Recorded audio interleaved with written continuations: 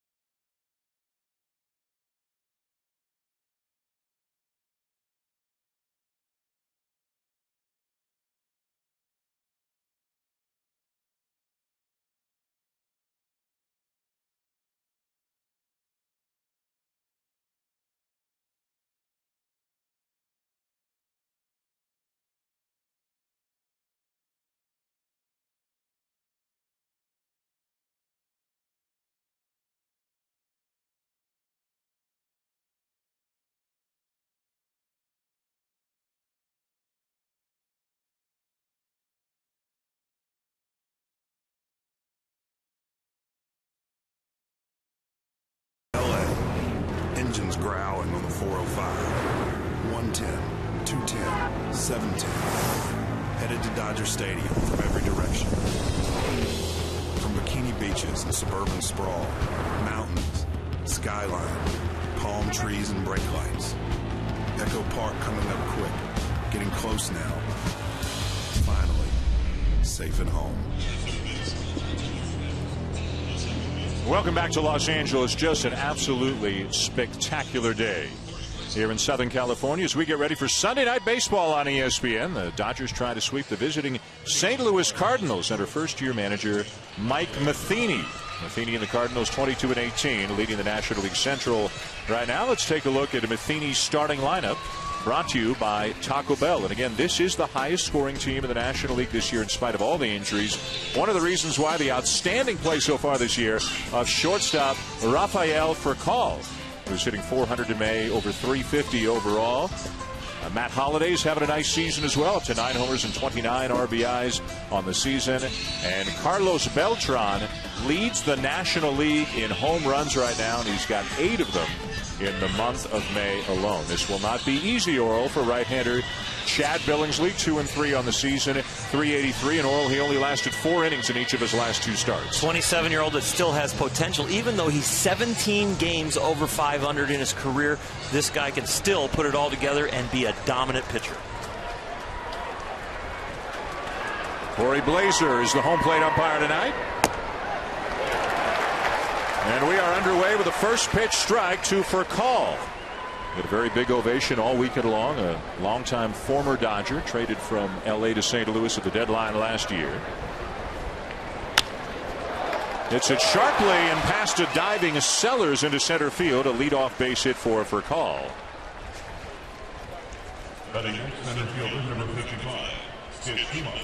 Let's check out the defense now behind Billingsley tonight. Bobby Abreu, released by the Angels, is now with the Dodgers. Tony Gwynn Jr. getting a lot of time in center field with Matt Kemp on the DL. There's Sellers, the shortstop. D. Gordon's been benched. He's been struggling.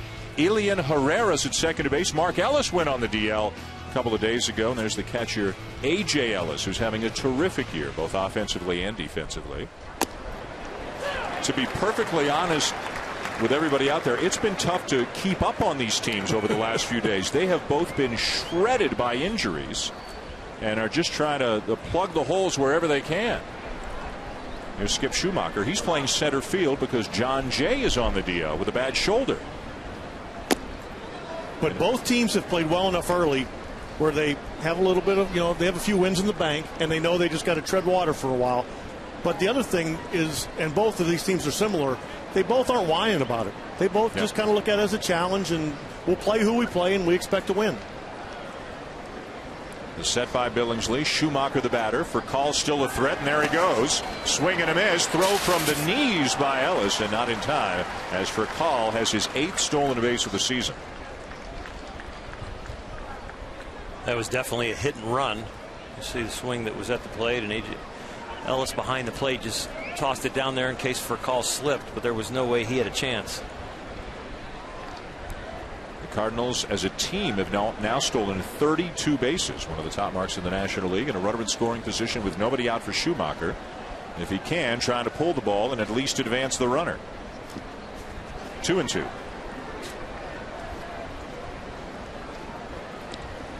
Billingsley, when he came up, was a big winner for the Dodgers and was projected to be eventually a number 1 or number 2 guy, but has kind of settled into a 500 level over the last couple of years. Just 37 and 36 his last 3+ seasons.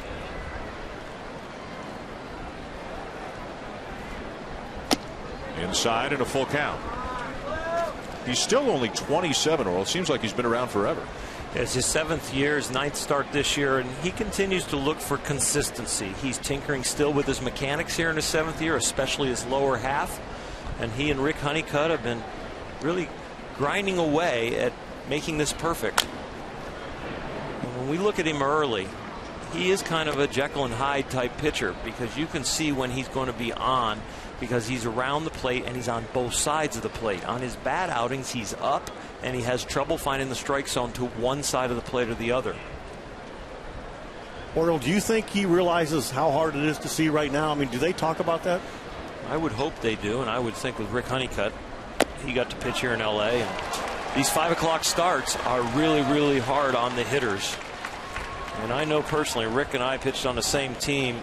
At 5 o'clock on a Sunday night, it is very hard for the hitters to pick it up because of that light tower by the pitcher, and then the shadow behind the plate is going to creep over the plate. In the first 3 or 4 innings, it is blinding to see the ball come from light to dark. Billingsley, though, has given up a base hit and a walk, and you can see the shadows creeping towards home plate, and they'll continue to do so as we move towards evening. A threat early for the Cardinals. Here's Matt Holliday. And Billingsley misses high. And we talk about hitters so much being able to see the ball, and when you're seeing the ball well, that's when you're hot. The first 4 or 5 innings here on a start like this, you can't see the ball. You know, sometimes your hitters talk about seeing rotation or seeing half the ball. Anytime a pitcher changes speeds or changes locations, you lose it.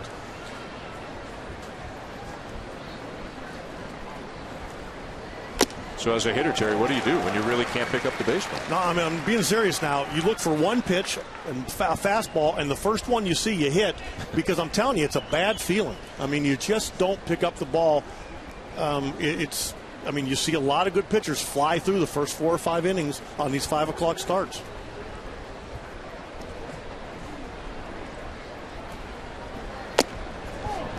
A little bit high. Looked right about the belt, but called high, and it's 2-1 on Holliday.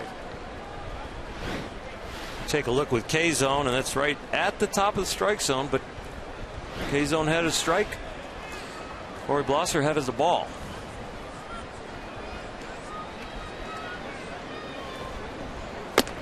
That one definitely high, 3-1, and Billingsley is in a jam here in the first. If you're going to make a mistake with the glare and the hitter's not seeing the ball, you want to make your mistake down. That's the one ball, the up ball that's straight, that they can still pick up because it leaves your hand approximately the same area as where it ends up at the plate.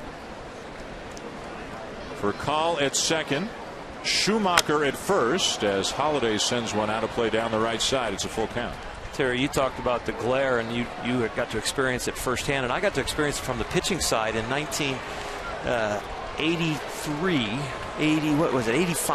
I was 19-3 with a 2.03 ERA. It wasn't that I had such a great year, but I got 5 starts on Sunday nights here at home, and I'll tell you, that's 20 innings of zero. 20 innings of zeros. They can't see the ball. Runners are going. Swing and a miss. Throw down. The tag. Got him.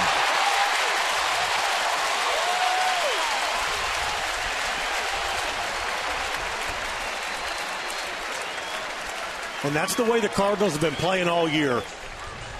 But being that aggressive early in the game takes you out of a chance for a big inning right here. And another good play by the Dodger catcher A.J. Ellis, who is opening up so many people's eyes in so many different ways. For a call, might have been safe. Yeah, that was an outstanding slide to the left field side, and that back toe. If he slides directly at the bag or to the front side, he's out for sure, but he might have snuck in there on the backside. So just like that, 2 down and a runner at second. There's Schumacher, and the batter is Carlos Beltran. Back from missing a few days earlier this week with a sore right knee. Returned on Friday. And the guy who the Cardinals went out and spent some money on after they couldn't retain Albert Pujols has been a pretty good investment so far. Look at these numbers, including a National League leading 13 home runs. And you know, they gave him a 2-year deal when some of these other teams are giving out the 8-9-year deals. Getting him for a 2-year deal with the production he's bringing, that's win-win.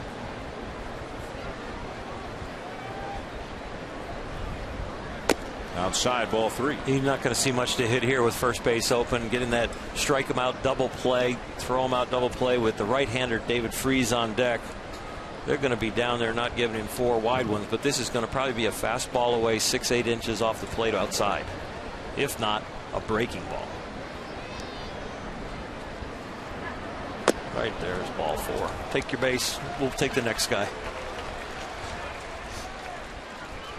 So Beltran draws the walk. The next guy, David Freese, the National League Championship Series and World Series MVP, is in a slump right now. He's got 3 hits in his last 30 at bats, and all 3 of those hits came in the same game on Wednesday.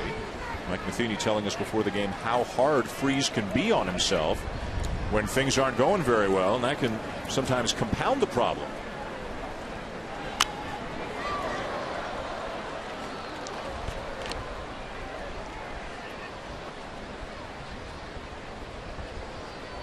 Also struggling recently with runners in scoring position. 0 for his last 13. So it's on his mind, not getting hits and not coming up big with men on base. 0-2. Well, Billingsley trying to bail himself out of this first inning and right the ship, but 21 pitches so far, and the thing he'll be working on today is being more efficient. Even when he has his best outings, his pitch count gets up in a hurry. And he gets out of it. Striking out Freese on 3 pitches. Couple of men left on to the bottom of the first in a scoreless game here at Dodger Stadium.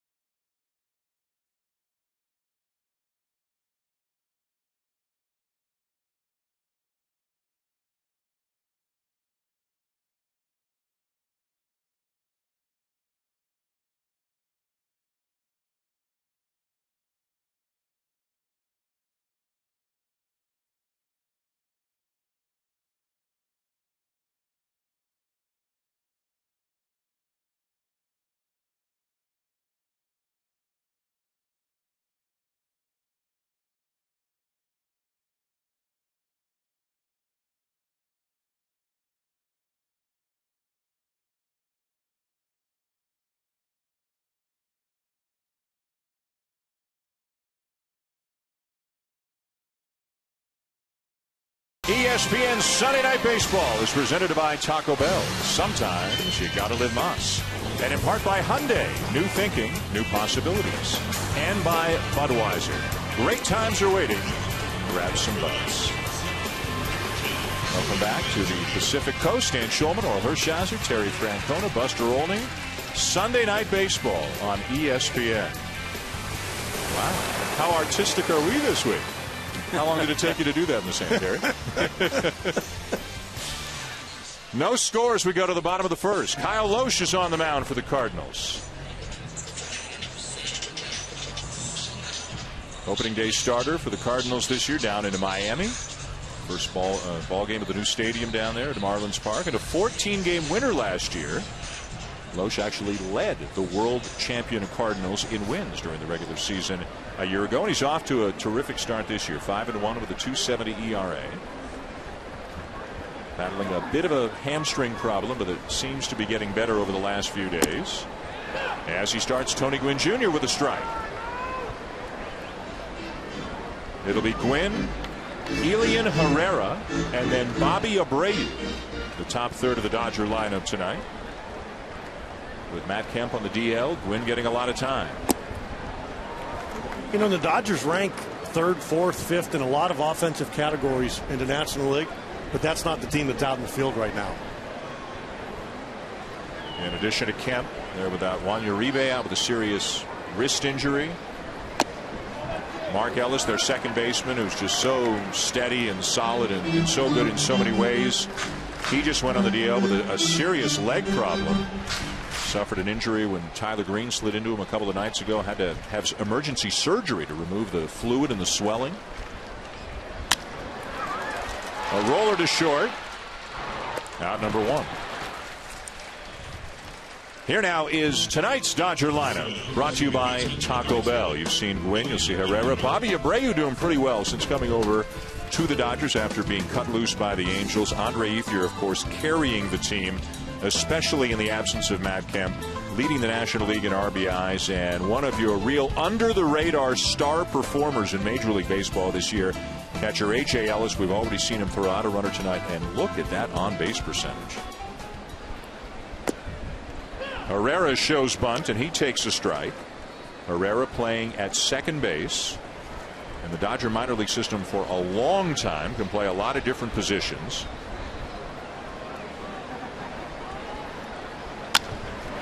And he bounces one through the right side, a base hit.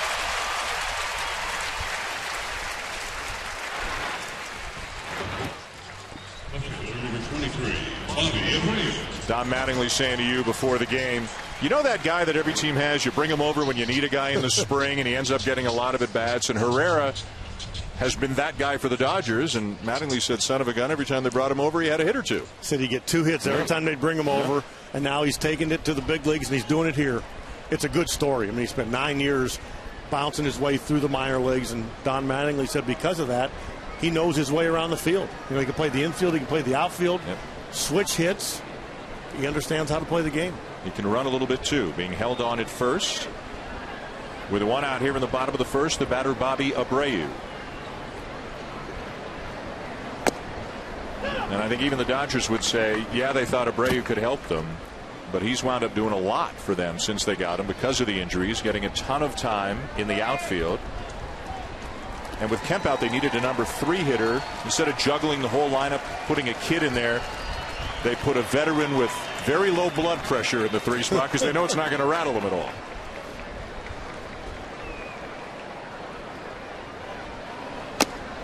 Very much a calming influence, a great example on how to put a professional at bat on a pitcher and opposing team in any situation. Don Mattingly, you don't usually hear managers talk about, you know, walks. Well, he had a 9-pitch walk yesterday, really set a tone in an inning, started a rally that he much appreciated.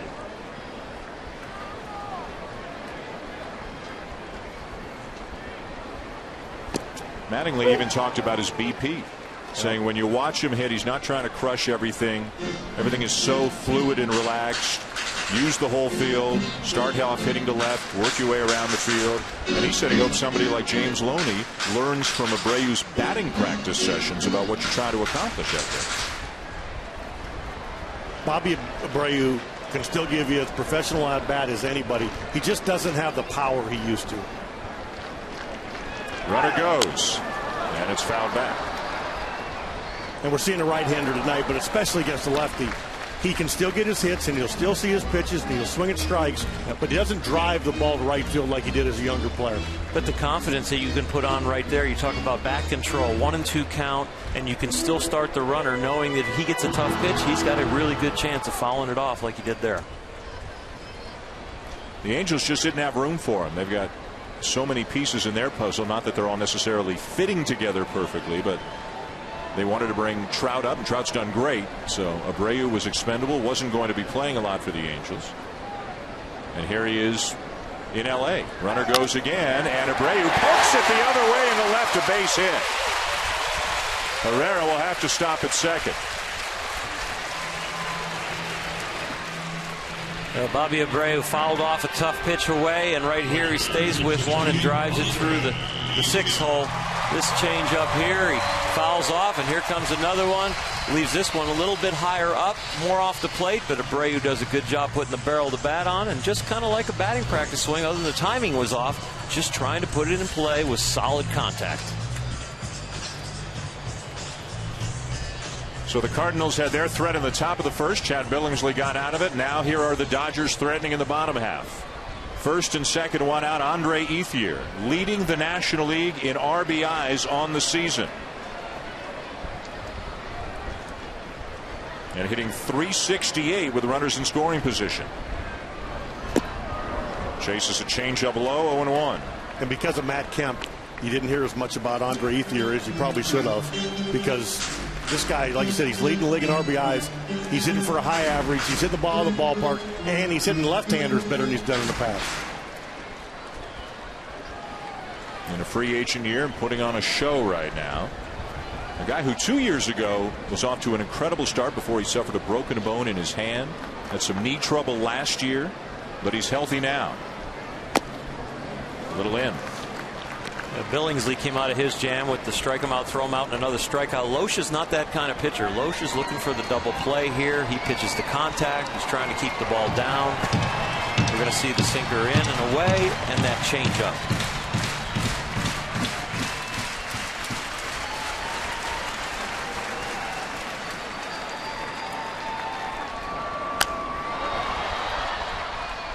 Pretty lively crowd here at Dodger Stadium right now. They're splitting their attention this weekend, of course, between the Dodgers, the Lakers, the Clippers, and the Kings. Everybody's home. The other three teams are competing in the playoffs right now. And the Dodgers, with the best record in baseball, trying to complete the sweep.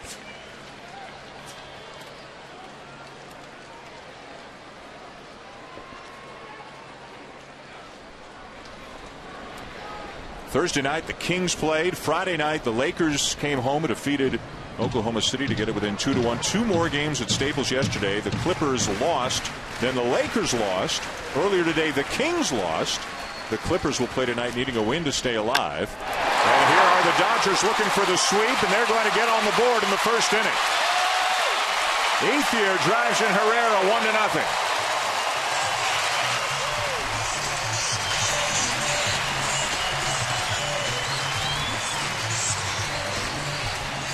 Loesch has been getting in trouble this inning with the changeup up. He had Abreu out front, but he left it up. He poked it into left field. This one, a little changeup up again. You see it's middle of the plate, up. Ethier doesn't do a lot with it other than just stroke it with a line drive to center field. That ball's down and away. He's probably got him out in front, maybe rolling over for a ground ball. Instead, up, a line drive, costs you a run. And the Dodgers lead here in the first inning. 2 on, 1 out for Adam Kennedy, the third baseman. A pop-up back of third. Freeze can't make the catch down the line in foul territory.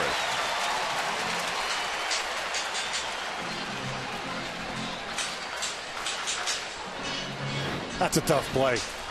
He went a long way. They couldn't get turned around. That's not a good feeling right there. Hits his wristwatch. And so Kennedy's still up there with a count 0-1. Kennedy's been around, best known for his time with the Angels. Also was with the Cardinals on 2 separate occasions. And has played with Oakland, Washington, and Seattle the last 3 years. He had 4 hits on Friday night.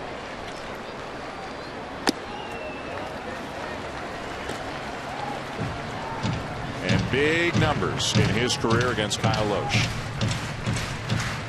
This will go back to Kennedy with the Angels and Loesch with the Twins many years ago.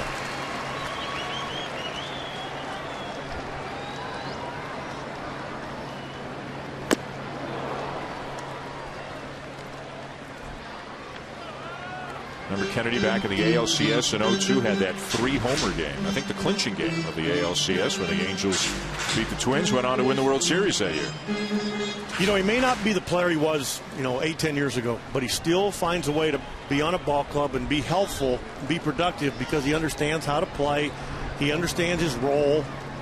Guys like having him on the team. Pulls a ground ball to first. There's one back to first with the pitcher covering in time. 3-6-1 double play to end the inning. But the Dodgers get a run on the RBI by Andre Ethier. 1-0 Los Angeles.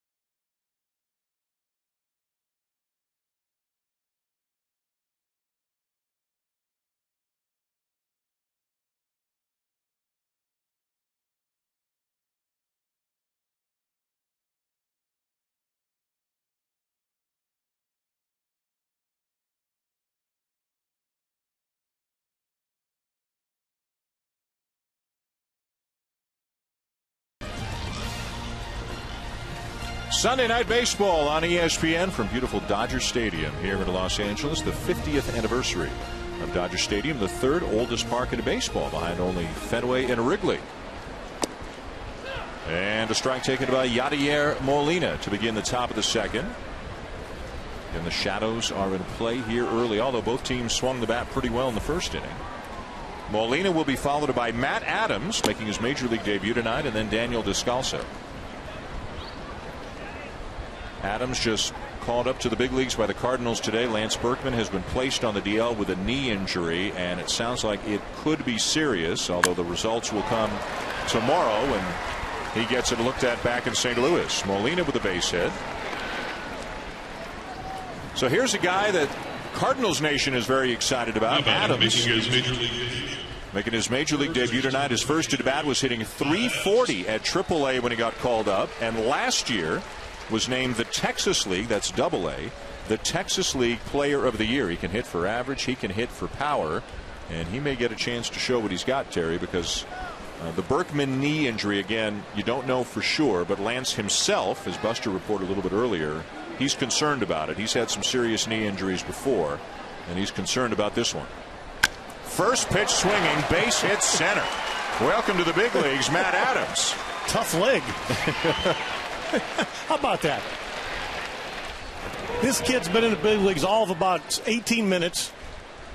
First fastball he sees, he rifles it up the middle. And, you know, Mike Matheny was actually raving about him in our meeting. And as a manager, you certainly want to talk highly about your guys, but he genuinely seemed excited to have him. And the ball for safekeeping down in the Cardinal dugout. First big league hit for Matt Adams, and it comes in his first big league at bat. It's not the most secure spot for that ball, but they know what they're doing down there. You know, Daniel Descalso. I was walking through the Dodger media eating area, and a gentleman there said hello to me from Major League Baseball, and asked him what did he do and what was he here for. He said, I'm here to be Major League Baseball authenticator. And I said, so what needs to be authenticated tonight? He goes, well, take it from Matt Adams. First day in the big league gets a hit. I'm here to authenticate that ball for him. There we go. He's here. Wow. So I was wondering what record might get sent here tonight. You know? So somebody's in a ballpark everywhere to authenticate any record or balls. Every night there's an authenticator. Yep. They come in before the game and they put a little decal on the lineup card. At every game. Every single game. Yep. And they're uniforms, bats, helmets, anything that happens that's special, they're going to authenticate it. They can authenticate it all they want, but they better not leave it there too long. Well, they better put that on silver or on gold and have that watched after in our truck. We're going to have to authenticate that trunk. Another jam for Billingsley. Back-to-back base hits to begin the inning. 3-0 on the number 8 hitter Descalso. Hitting .203 on the season. Playing second base tonight. Can play third and short as well.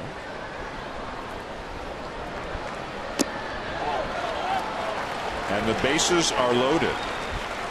You got the baseball from your first base hit? I sure do. You do, huh? Sure do. John the Count Montefusco. Roped it up the alley in right center. Dribbled it up the middle.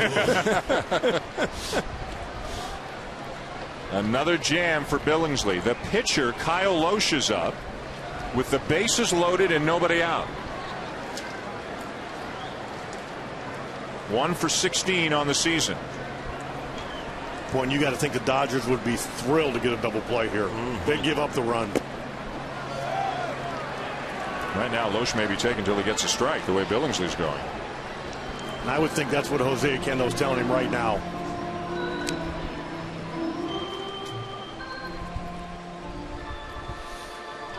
And this is the concern the Dodgers have had, Oral, for some time. Billingsley's stuff exceeds his production the last couple of years. It sure does. And, you know, it's all about location. You talk to Rick Honeycutt or Don Mattingly, the manager, it's about the location and being efficient with his pitches. There takes too many pitches to get people out in his good outings. In his bad outings, he throws too many balls. And you can see he was taken all the way. The count's 1-1. But even when he throws a strike, you have to see that Ellis has to move the glove a long way, and he's really not hitting the general area of the target. He's either getting away with it because the hitter swings at it, or it just happens to be in the strike zone, but not in the area he was intending to throw the ball. Molina, the lead runner at third, does not run well. Inside, ball 2. He's trying to go low and away right there and misses inside. Or watching him bring his lift leg up, it looks different. Like he doesn't. How did you explain that? He just right now for me is not really cocking his front hip and loading his lower half. He's just kind of bringing it up in neutral position and then using just his upper body.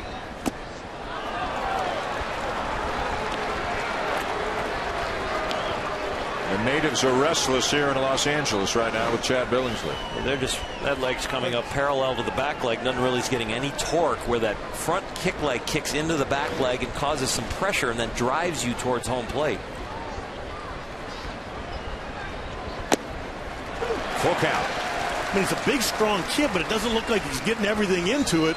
And again, as a layman. Well, you're not a layman, and you know what you're talking about. You just didn't pitch, but you're right. He's not using his hips and his legs, especially that front leg. He gets Loesch for out number one. It tells you how good his stuff really is and how strong his arm is to not be getting a whole lot out of his lower half. Most pitchers that use their lower half well, that kick leg goes back towards second base and causes pressure into their plant leg, and then that weight and pressure carries them down towards home plate and then just flings you at the batter. Like a slingshot? Like a slingshot, or like a whip. When you're going to crack a whip, you bring the whip forward, you stop the butt end of the whip, and here comes the whip and cracks. So now one out with the bases loaded. Back to the top of the order for call. And if he could limit the damage here, you got to believe LA would be thrilled. But as you said, Earl, he's not following the glove. I mean, his stuff is tremendous. But every pitch is, you know, even when they're strikes, they're not in the area he's trying to throw them. Curveball for a strike, 0-2. And as I say that, he paints a breaking ball. Well, that's, you know, but that's the frustrating thing, because you watch 3 or 4 pitches and you go, oh my gosh, if he could stay in that rhythm, that location, he'd blow people away. And then all of a sudden you see these other pitches come out for about 6 or 7 that he has to battle.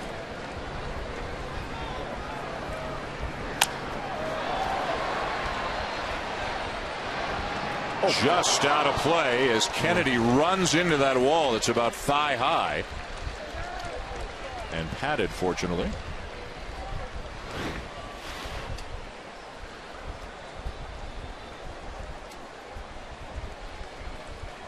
That's not that padded. Yeah, easy for me to say. I don't care how padded it is. Yeah. That hurts. Yeah. Justin Sellers of the Dodgers went flying over that wall a couple of days ago, making a spectacular catch. Just out of the reach of Kennedy for Call, still up there with an 0-2 count. Up and away. Yeah, our sports science department did a little special on that. Said that was like a 20-mile-an-hour car crash running into that wall at the speed that Sellers did it.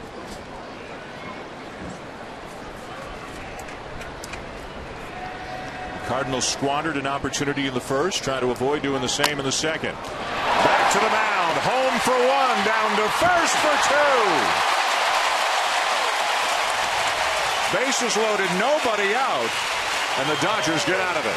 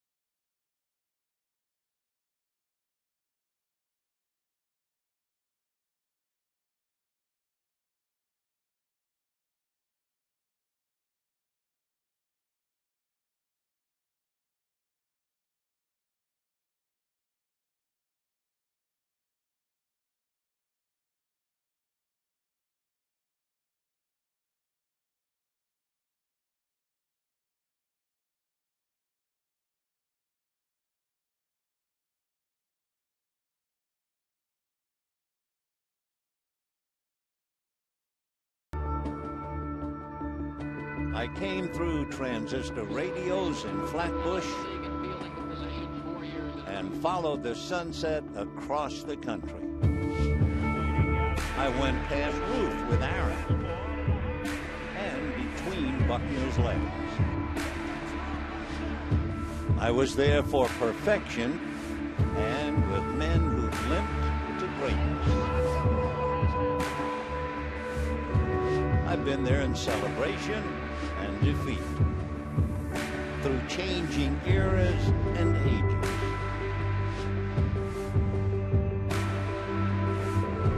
And the whole time, you've always been right there with me.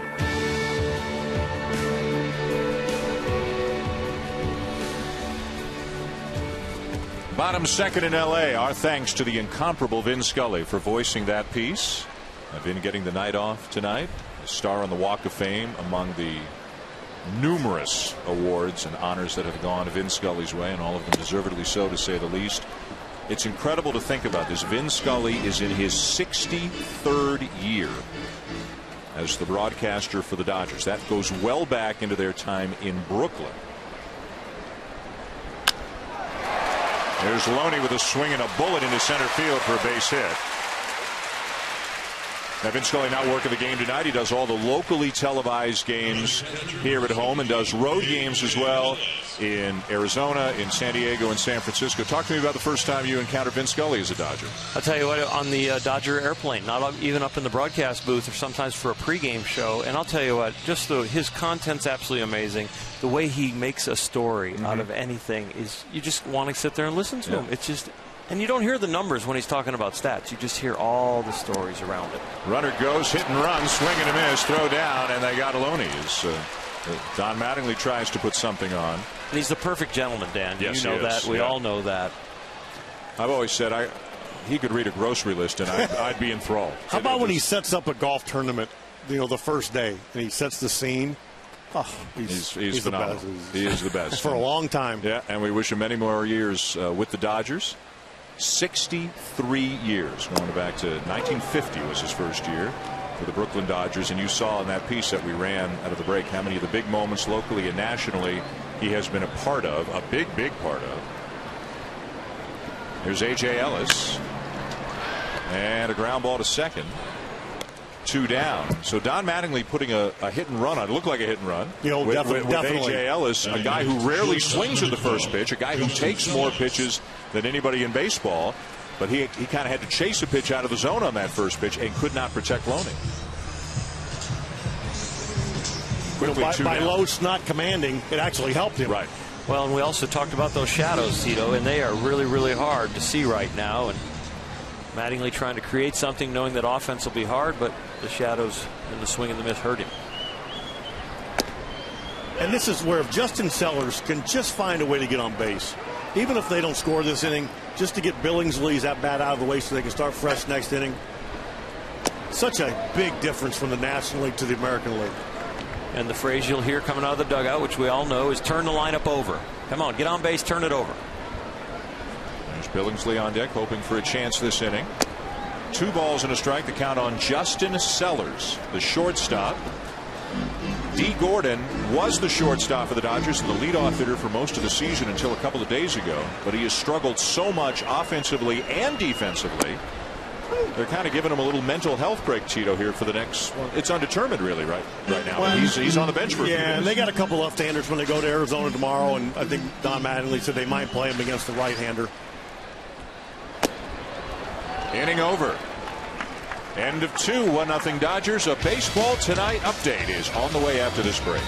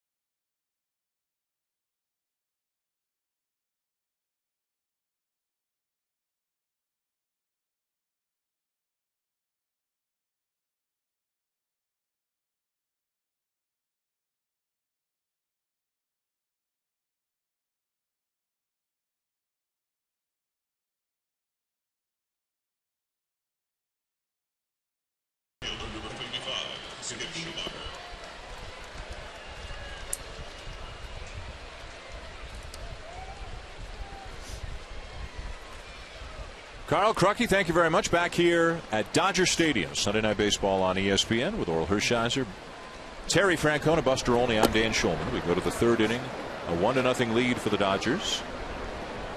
Chad Billingsley got a huge inning-ending double play. Made a great play on the mound to rob for call of what could have been a base hit up the middle and turned it into a 1-2-3 double play. Now the ball deflects off his glove. Good recovery by Herrera to get Schumacher one down. Well, Max Scherzer with 15 strikeouts today for the Tigers. Remember Friday night, Justin Verlander of Detroit took a no-hit bid into the ninth inning. Some of the other big stories from around the American League. The Blue Jays third baseman Brett Lawrie, you've seen the highlight, if you can call it that, throwing his helmet down. It hits umpire Bill Miller, and Lawrie suspended for 4 games. The Angels firing longtime hitting coach Mickey Hatcher, and Manny Ramirez is back and potentially will be up with the Oakland A's in about 10 days. He's now on a minor league rehab right now at AAA, has to fulfill his 50-game suspension. Here's Matt Holliday. What did you guys think, first of all, about the Lawrie situation, the length of the suspension, and so on? I thought it was pretty severe what he did and how the umpire got hit by the helmet, and I thought he should have gotten more. I think that a message needs to be sent. I think we all agree he's good for the game, and he's a great kid when you talk to John Farrell and anybody associated with the Blue Jays, but I thought he should have got more too. And that doesn't take anything away from him or the game he plays. He just made a mistake. Holiday is swinging a miss. 2 down. Let's go down for more on this situation. Here's Buster. Guys, there are executives within Major League Baseball who would agree with you that the suspension was light, but they ran into a problem because they had a bad precedent on the book. A similar play happened with Jermaine Dye in 2000. He got a 2-game suspension. So officials with Major League Baseball really didn't think that they could give Lawrie something like an 8, 9, 10-game suspension based on precedent. They hope going forward that they can ratchet up the length of suspensions for incidents like that. And the 3-1 pitch appeared to be outside. Lawrie was upset about that. And then the 3-2 pitch appeared to be high. But all of that notwithstanding, he lost it. He absolutely lost it. And he threw a piece of equipment, not meaning to hit the umpire, but he did hit the umpire. It's a fine just throwing equipment. Yeah. And then when you happen to hit the umpire. 2 outs, nobody on. Beltran is the batter. What about Mickey Hatcher's situation? That surprise you guys? It surprised me completely. Mickey Hatcher's a great friend of not only Mike Scioscia, but a lot of people in baseball in that Angel organization. But the Angels invested a lot of money in their lineup and their offense. It's underperforming, and Mickey was, the head to roll. I hope that if he wants to be back in baseball, he finds his way, because he's an outstanding human being and a great hitting coach. Inning is over. To the bottom of the third here in Los Angeles, with the Dodgers coming up leading 1-0.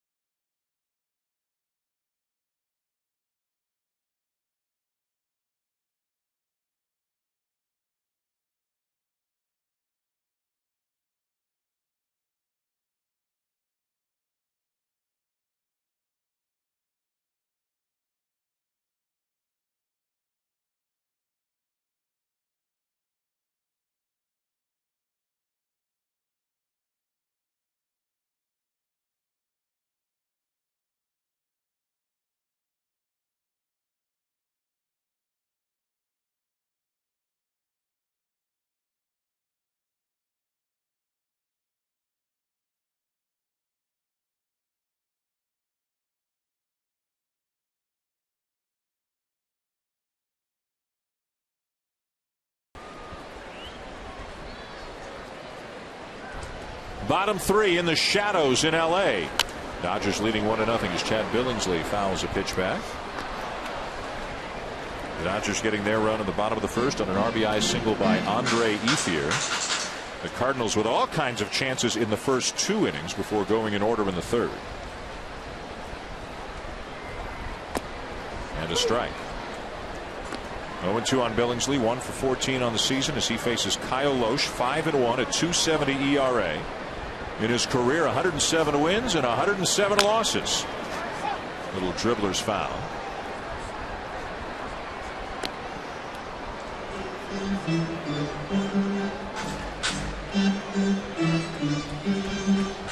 After Billingsley, back to the top of the order for Gwynn and Herrera.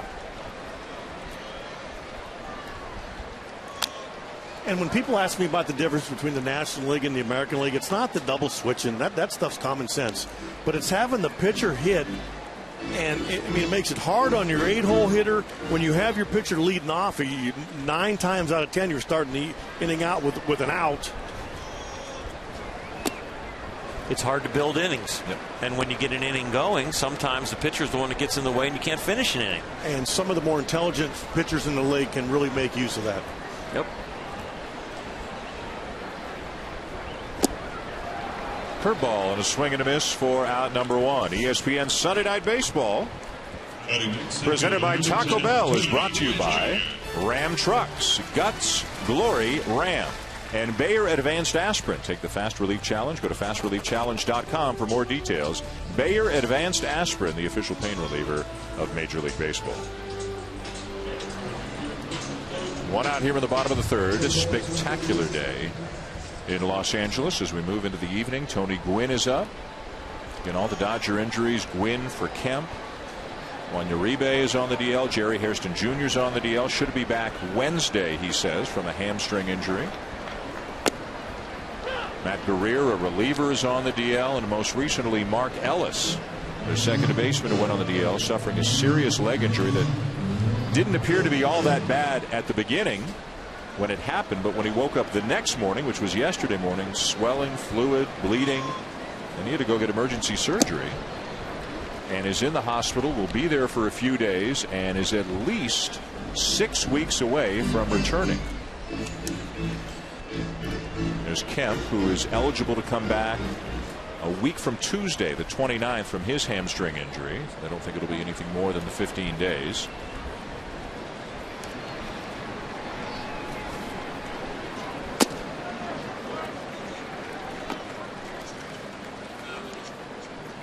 Yeah, I came out here yesterday early with Buster, and we were watching him work out down the left field line, and he really was moving around pretty good. I mean, he's not sprinting, but he's high-stepping and doing, all the things they do.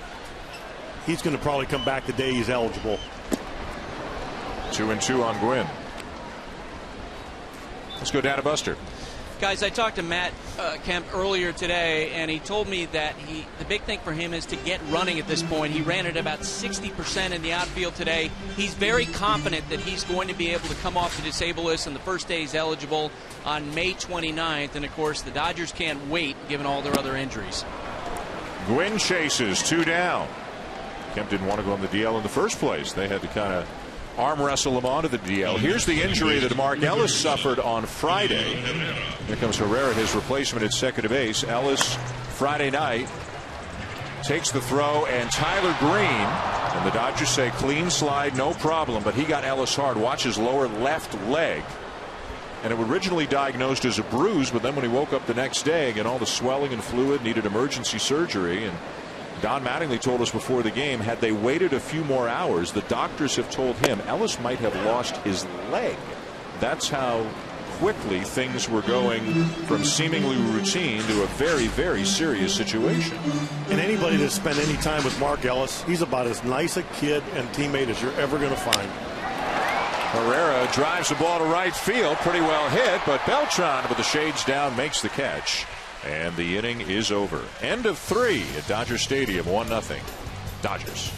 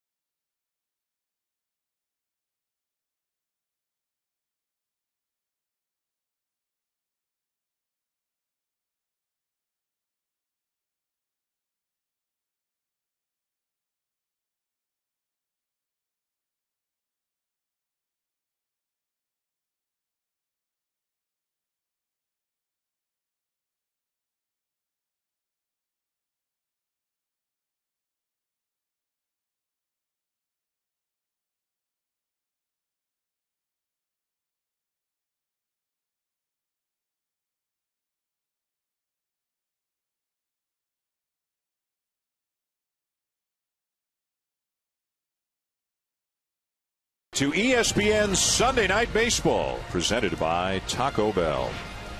Top four, Dodgers lead the Cardinals 1-0, trying to sweep the series. The LA Dodgers have beaten the Cardinals twice already this weekend. They've got the best record in all of baseball at 27-13. Another one of the teams with one of the best records in baseball actually lost a game today. The Orioles finally lost after having won 5 in a row. They were beaten by Washington in the final game of that series, but the Orioles are still 27-15 and leading baseball's toughest division, the American League East. And, we keep saying it's early. I'm not sure it's early anymore. I mean, they're about the quarter mark here, maybe next week. The Orioles' young pitching is doing tremendous. Yep. And the guy at the end, Jim Johnson. I think he's got 15 saves. Adam Jones in the offensive side. Swing and a miss. Freeze strikes out for the second time. That's already 6 tonight for Billingsley. But the Orioles losing to Washington, they are still in the lead in the American League East. The Rays are second. They lost. The Blue Jays lost today. The Yankees lost today. They've lost 5 out of 6. The Red Sox won, so they picked up a game on everybody today. The Red Sox taking 2 out of 3 from the Phillies. Pretty tough division when the last place team's 1 game under 500. And you've made this point a lot. When teams play each other, so we've got a beach ball on the field here, as so often happens. These teams play each other so much. For them to all be at 500 or better, they've got to be annihilating everybody else. And that's what I don't think people realize sometimes. I mean, when you play teams in your division 18 or 19 times, 4 teams can't win, 92, 95 games. Yeah. And when you see 3 of them do that, it's amazing. And there's so much baseball still to go. But boy, it wouldn't be a shock at all. Another beach ball. It wouldn't be a shock at all if both wild cards in the American League came out of the East. And that's the way it would be right now. If the playoffs started today, again, we're only a quarter of the way through the season, Tampa Bay and Toronto would be the wild cards, and then the team with the next best record is the Yankees. Here's Molina. Singled, got as far as third his first time up. Now you see the shadows with that shot. They're starting to subside, but the worst ones are when they're between the hitter and the pitcher and you're 2 different lights. But still, the glare from center field and on the hitter's backdrop is not good for the hitter still. What about playing in a game when there's an eclipse going on? What kind of success did you have? Because we have an annular eclipse.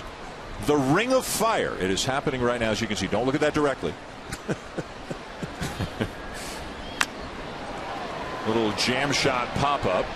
And there's out number 2. This is a rare kind of solar eclipse, known as an annular solar eclipse, when the moon blocks out almost all of the sun except for the outer edge. So you've got the Ring of Fire, and it's going to be visible to people in 8 western states over late afternoon or early evening. And here in Los Angeles, we're told the moon is eventually going to block out 86% of the sun's diameter.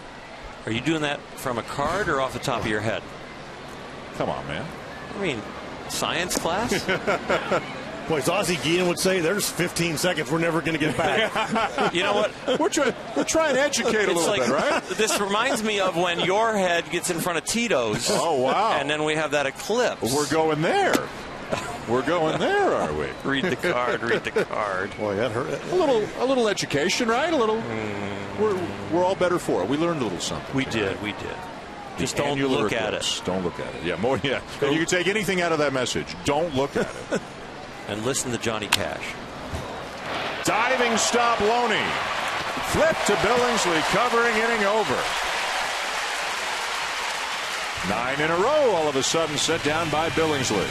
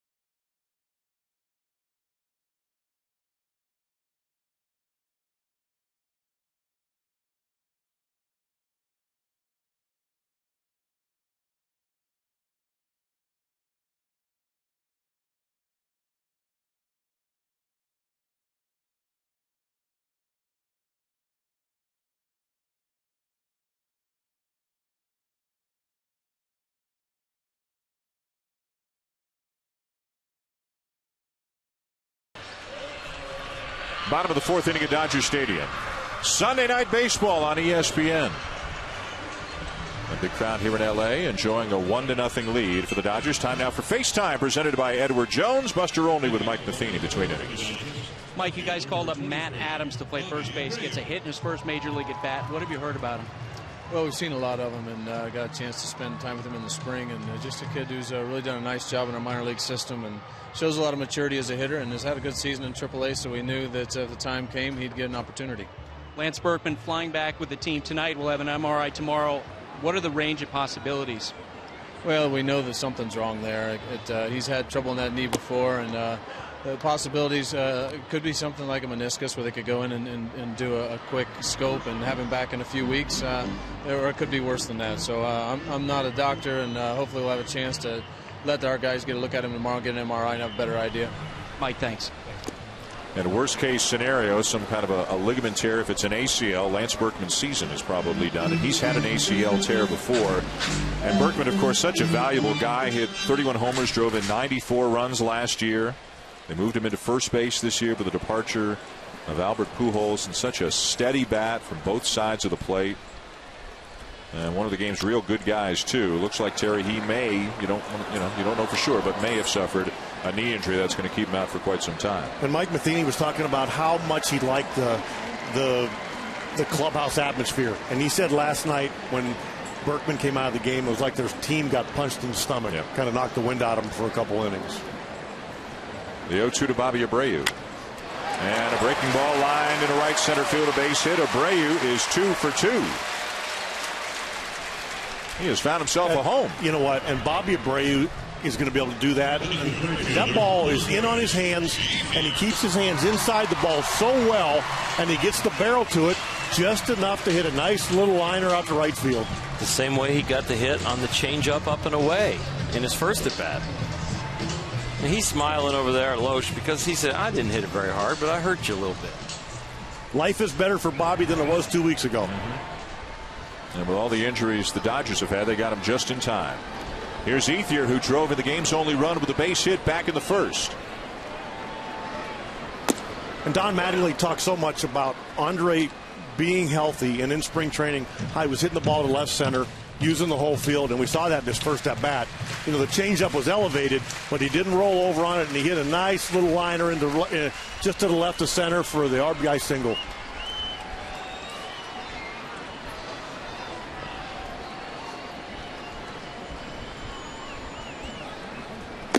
Up high. You know, he had season-ending knee surgery last year, and then the year before he had a broken pinky finger that took some games away from him. And he's adjusted his batting stance because he's now trusting his knees, trusting his hands, and now he's more squared to the pitcher, and he's not so open in pull contests. And because he trusts that his knees can pivot and take it, because he trusts his hands are strong enough, he's nice and square, and he can use the whole field. Broken bat. Looper will drop for a base hit. 2 on with nobody out. He gets jammed on that one. Stayed square and stayed through it. Used the whole field. Didn't hit it very hard. Same way with Bobby Abreu. But you know what? He stayed through the ball, and he tried to get the barrel on it, and he won the battle. Even though this bat is busted, and Loesch coming in there makes a good pitcher's pitch, saws him off. That bat busted in half, but he found a hole. Yeah, that bat died a hero, though. Yeah, it sure did. Already 6 hits for the Dodgers tonight. 2 on with a nobody out for Adam Kennedy. He grounded out into a double play to end the first inning.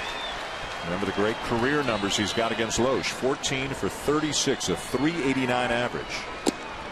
And that's the first time tonight that Loesch has not thrown strike one to the batter. The first time tonight he started a batter with a ball. Leads the National League in that category. First pitch strike somewhere above 64%, especially with the numbers he's thrown tonight.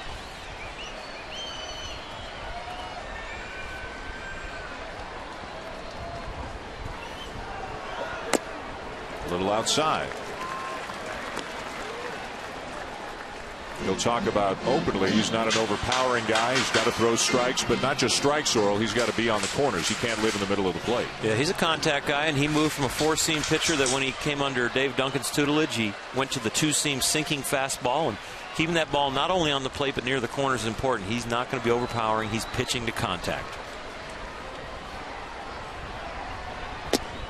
3-0. So Loesch in some trouble. 2 on, nobody out. And waiting on deck, James Loney, who's got a base hit already tonight.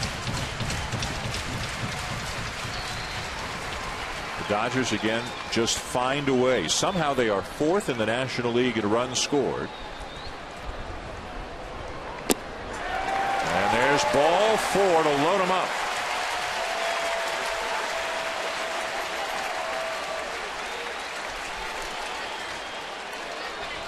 And Derek Lilliquist, the pitching coach, is on his way to the mound to talk with Loesch. ESPN's coverage of Major League Baseball continues tomorrow night and Wednesday night at 7 Eastern tomorrow night. The Braves will be in Cincinnati to take on the Reds. Then Wednesday night on ESPN2, the Nationals take on the Phillies. That's this week on a Monday Night Baseball presented by USAA. And Wednesday Night Baseball on ESPN2, both games at 7 Eastern, both games available on ESPN3 and also live on the WatchESPN.com and the Watch ESPN app. Meanwhile, they're at Dodger Stadium. Abreu at third, Ethier at second, Kennedy at first. Nobody out. And James Loney, the batter, good career numbers with the bases loaded. Not a big thumper at first base. They don't get a lot of production out of this spot. And this is a guy with all the other injuries they have. They would dearly love him to pick up his production.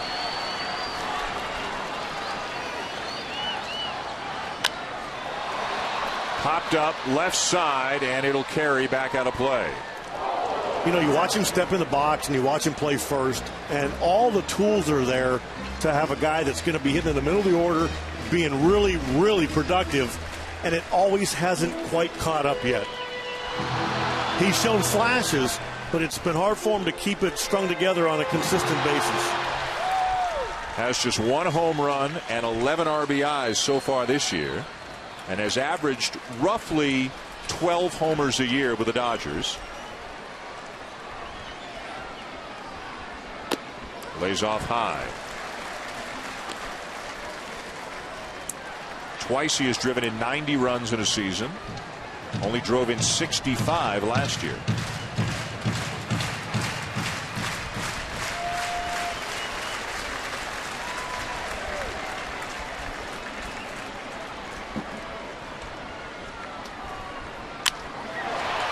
Ground ball to second for 1 and 2. So a run comes in to score. No RBI on the play for Loney. 2-0 Dodgers, and that's not what Don Mattingly wanted to see.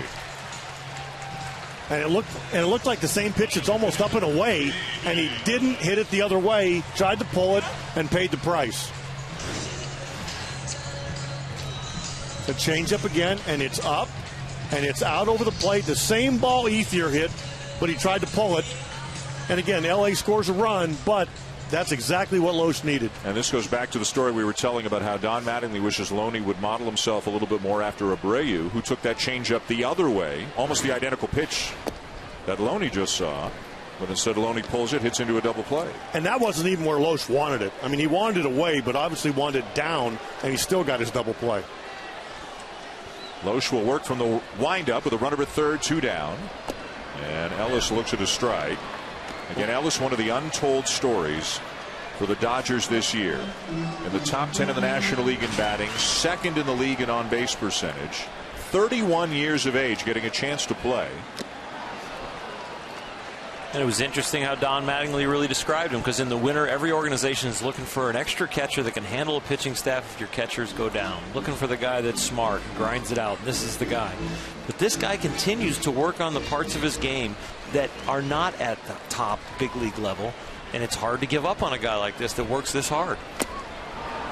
Out in front of the change, he strikes out to end the inning. The Dodgers, though, add 1 more and lead 2-0.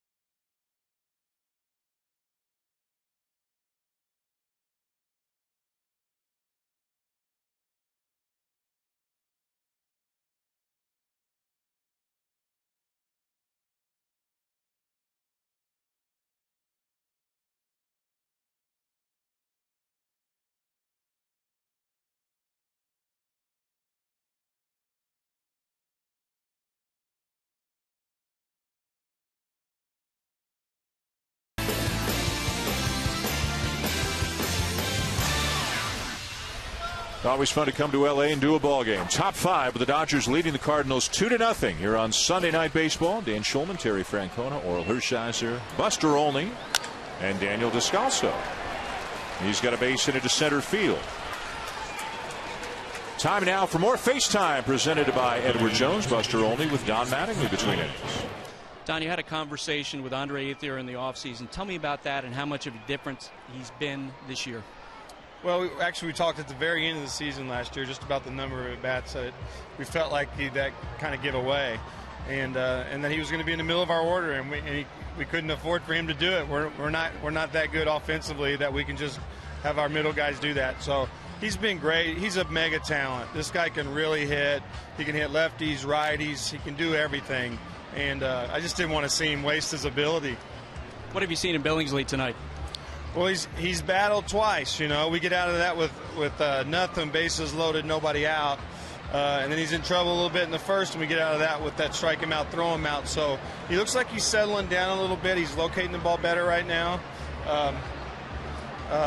Just want to keep him rolling. Don, thanks. Don Mattingly, the manager of the L.A. Dodgers. Leadoff man aboard for the Cardinals, Daniel Descalso. Kyle Loesch up to bunt.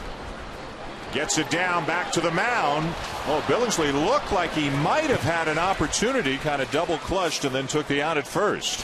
I think if he unloads it right away, I think he gets it. Once he takes that curl hop, then I think he made the right decision. He's got to prepare his feet a little bit better as that ball's coming to him. He knows the plays at second base, and he's got to start his turn towards second base and square up, but he doesn't get his feet moving. As he's catching that ball, he's got to start that crow hop and deliver it. And even if the ball's late to second base for that runner, you're going to be able to turn two, only get one, get the one at first. So it goes as a sacrifice for Loesch. Runner at second, one out. Back to the top of the order for Call, 1 for 2.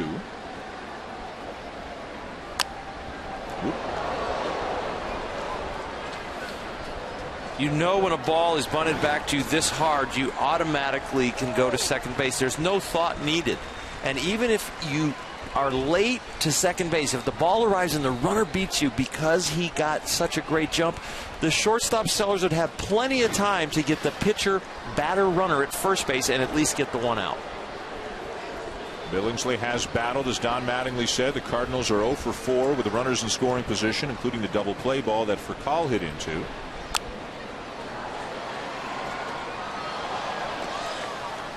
You know, you listen to Mattingly there. We had a chance to spend some time with him in his office before the game. You talk about a guy, his career was great. Won an MVP and a batting title, drove in a lot of runs for the Yankees, but had he not had the back problems that he had, he'd probably be in Cooperstown right now with the numbers he put up the first 8 or 9 years of his career. He was that good. Look at Call, just trying to put the bat on the ball, and is safe at first. It had the look of trouble to it as soon as the play began. You could tell Call smelled this the minute he left the batter's box. And that's a big body trying to get over there, and Call smelled it. And it's bang, bang anyway. Just missed the bag. He would have beat him there. He had a poor angle going over there to first, and the thing that Chad Billingsley's going to have to battle on the mound now, it's a whole bunch of I told you so's in his own head about his own fielding, not throwing the ball to second, getting the lead runner, and not running the correct angle to first base and getting that out. Waiting for the scoring, assuming an infield hit, haven't heard for sure. First and third, one out, Schumacher, and now we're told it is an error on Billingsley. So the official score judging that the throw from Loney was there in time. The out should have been recorded.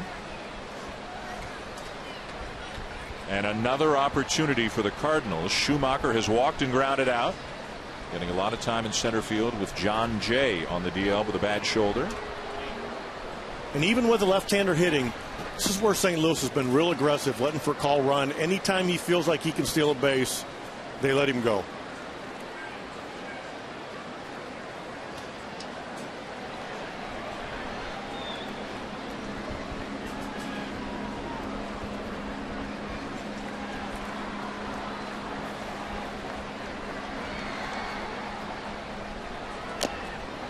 Foul it off, 1-1.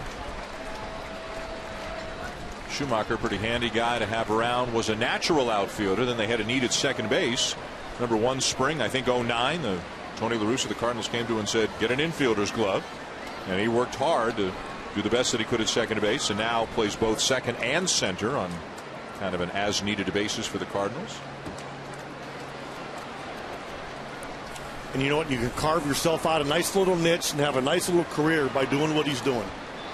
He's probably not productive enough to play every day, but he can sure fill in and play a lot of positions and be a valuable part of a ball club.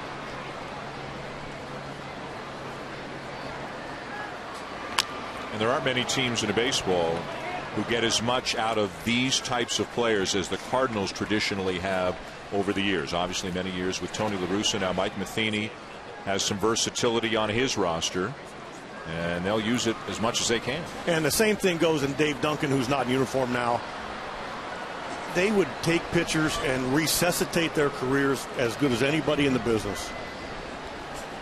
Big pitch coming here. First and third, one out. Ripped into right field, a base hit's going to get all the way to the corner. Descalso in to score for Carl, getting the wave. He'll score. Throw to third.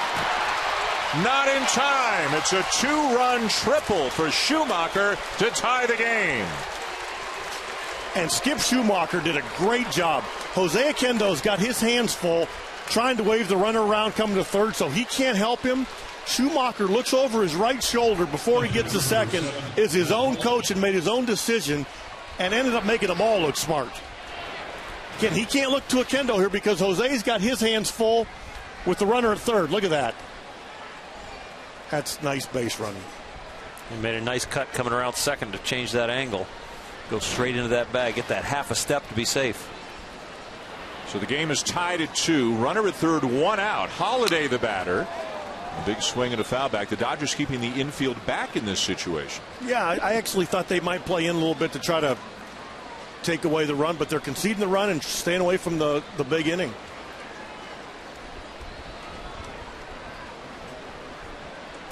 Holiday has struck out in both at-bats tonight. 0-2. And some of that may be having to do with the guy on deck. You know, you get another base hit because you're playing the infield in, and Carlos Beltran's up, and all of a sudden you got a crooked number.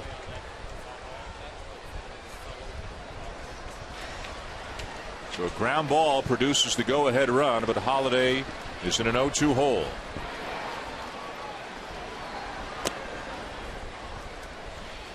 Cardinals scuffling a little bit now. They've lost 7 of their last 9 after starting the year 20-11. They've had some defensive problems in recent days. The starting pitching hasn't been quite as good.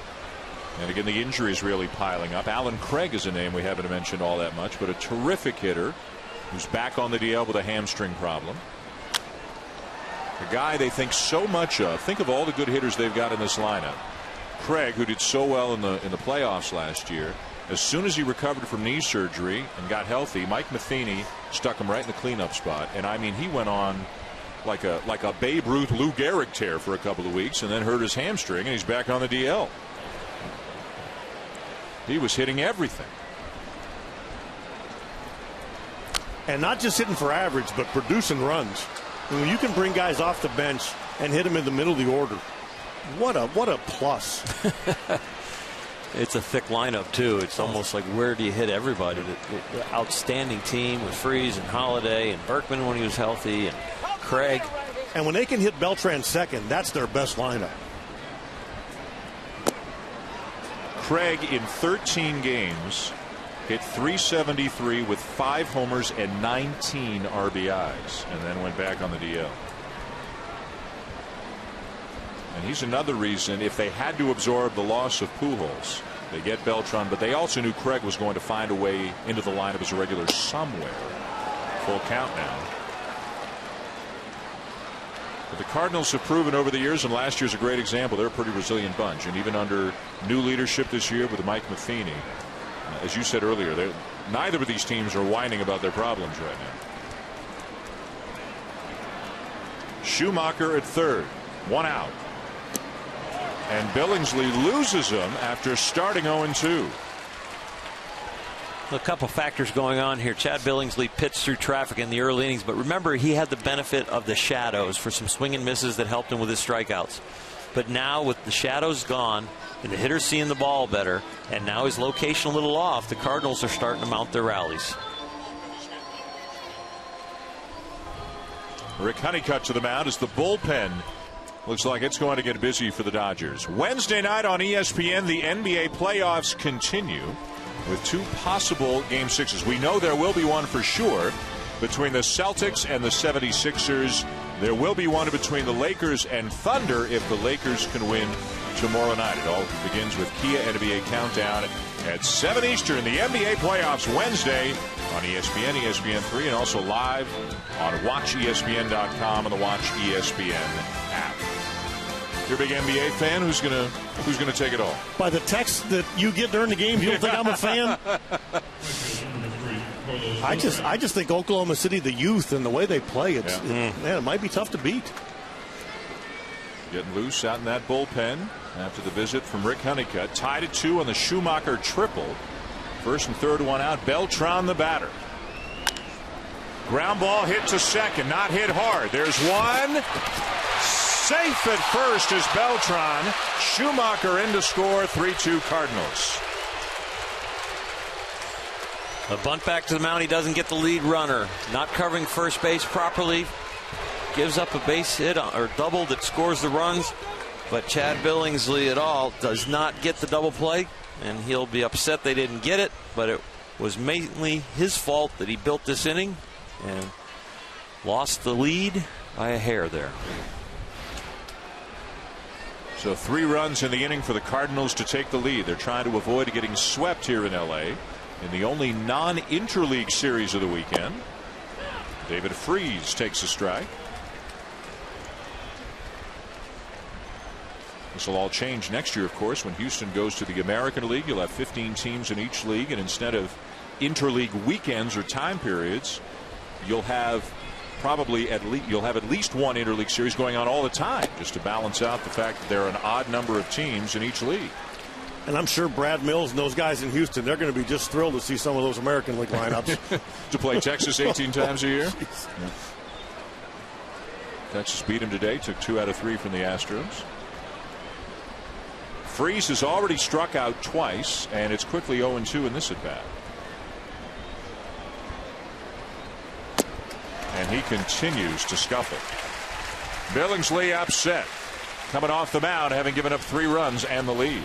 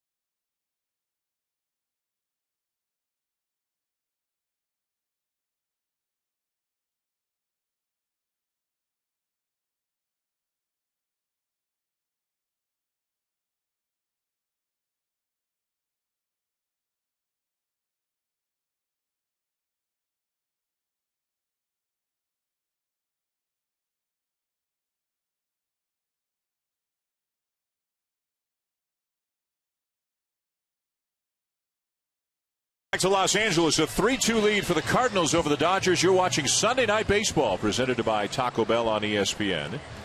As we continue to move closer and closer to, I guess, the best time to view the annular, A-N-N-U-L-A-R. Easy.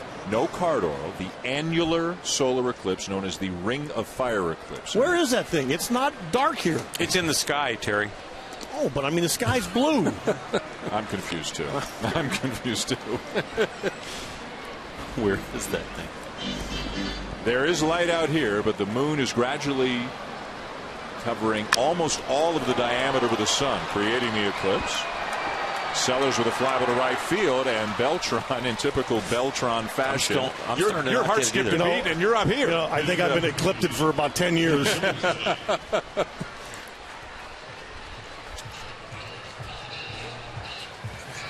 That is the sun behind the moon. As the moon gradually will move into position to cover, we are told here in Los Angeles, 86% of the diameter of the sun. It's pretty cool. Chad Billingsley will hit, down 3-2 in the 5th inning. Billingsley struck out his first time up. He hits a little pop-up back of first. And on comes Beltran again, 2 down. No replay. Let's go back to the eclipse. Oh, just kidding, Terry. You know, Beltran, with all the knee injuries he's had and everything, he still moves pretty well.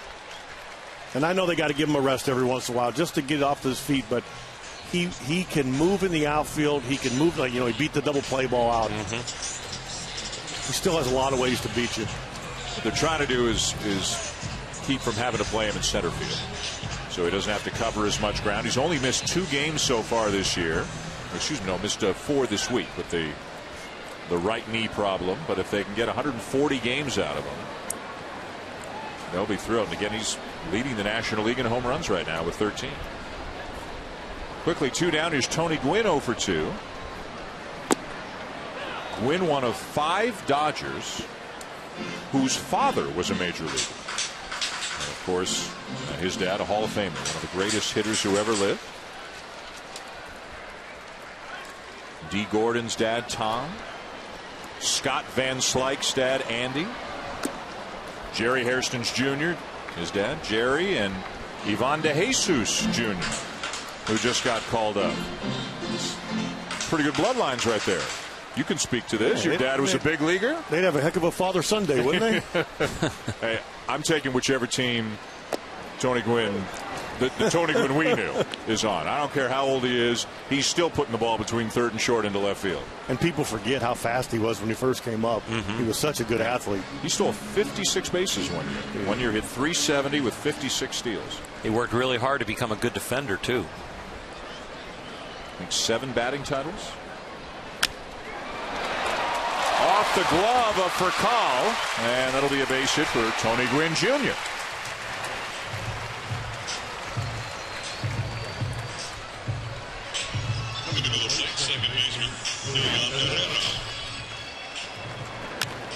A little bit of Tony Gwynn Sr. there. Hit that ball a lot like his son or his father.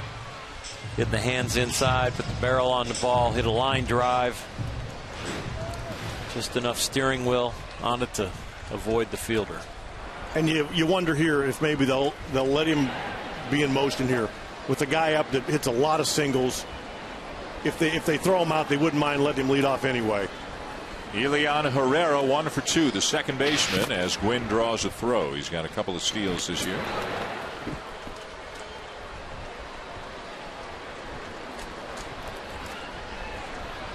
Second, short, and third for the Dodgers.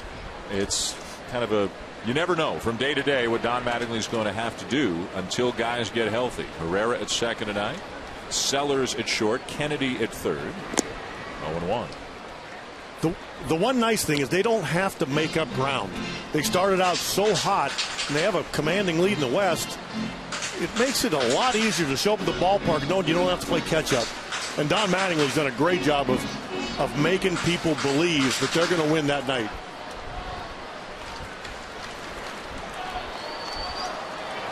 The Giants lost today, so they are 6.5 back of the Dodgers at the moment in the NL West. They're the second place team. A base hit for Herrera. Win the turn, dives back into second. Herrera 2 for 3.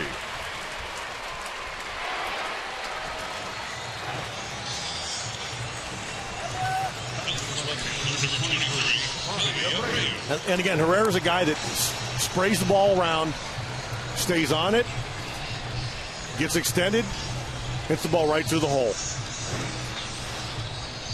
And if they get that out of them, they're going to be thrilled. They're not looking for extra base hits. They're not looking for home runs. They just need him to get on base. Made his major league debut Tuesday. Got his first big league hit Wednesday. He's got 2 more tonight. 4 for 12 so far in the big leagues. And he gets Abreu up there. Abreu swinging the bat well tonight. He's 2 for 2.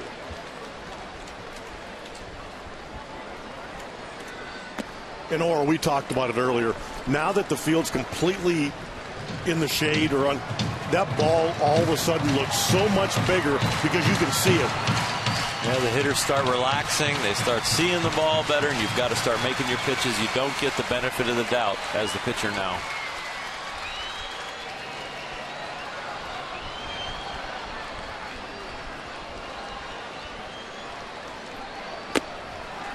Two and 0. Yadier Molina is going to walk the ball back out to the mound. The MLB Fan Cave is back. Some of baseball's biggest stars are scheduled to visit and appear in Fan Cave videos. Check out all the latest cave happenings at MLBFancave.com and follow at MLB Fan Cave on Twitter. You could like the MLB Fan Cave on Facebook. Bottom 5, Dodger Stadium. 3-2 Cardinals. Win the runner at second. Herrera the runner at first, 2 down.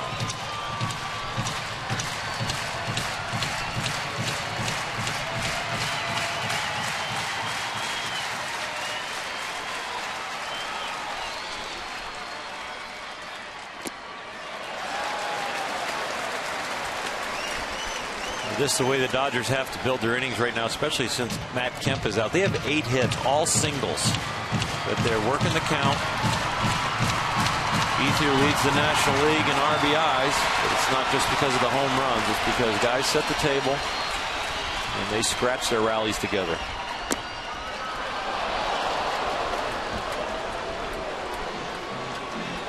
Mr. Kemp right there, who provides a lot of power, and they're waiting for him to get back off the DL. Thought that ball was a little low, didn't you, Matt?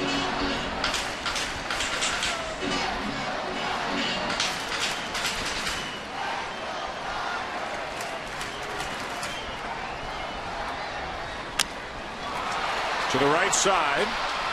Ooh, a high throw that Loesch brings down, covering for the 3rd out as the Dodgers leave a couple of men on. 3-2 Cardinals at the end of 5. A Baseball Tonight update on the other side.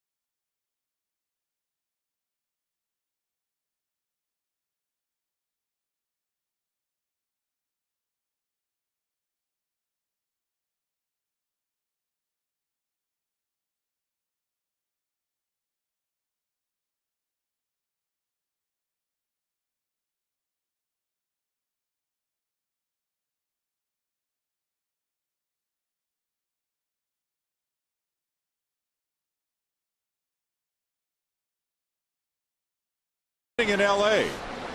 Yadier Molina, first pitch swinging, ground ball deep in the hole at short, rolls up the arm a little bit of Sellers, and his throw pulls Loney off the bag, so Molina is safely aboard.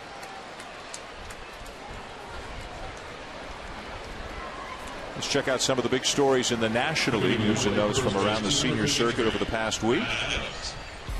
Kerry Wood retires, strikes out his final batter, walks off the field, hugs his son in the dugout. David Wright's hitting over 400, and Brandon Beachy, who, if all things continue as they are right now, we will see him 1 week from tonight on Sunday Night Baseball. We're going to be in Atlanta a week from tonight as the Braves host the Nationals. What a season the Braves are having.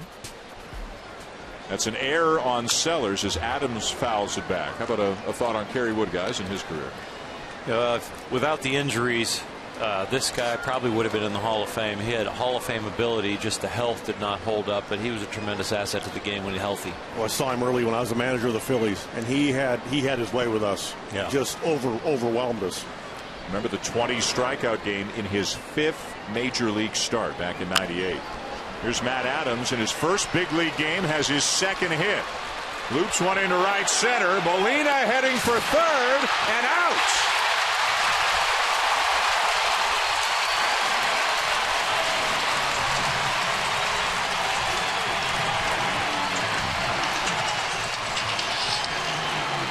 And we're going to get a look here at this slide. Molina's not the fleetest of foot, but he makes a pretty good slide to evade that tag. And you could tell right away he felt like he got in there.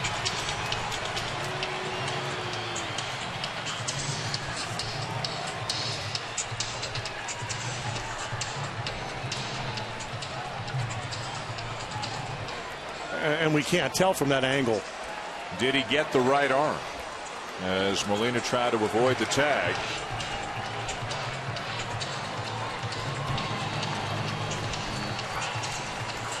He's on the bag now.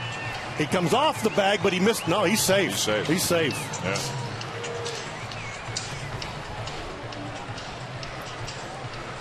Well, I'll tell you what, though. We just looked at it 3 different times from 3 different angles.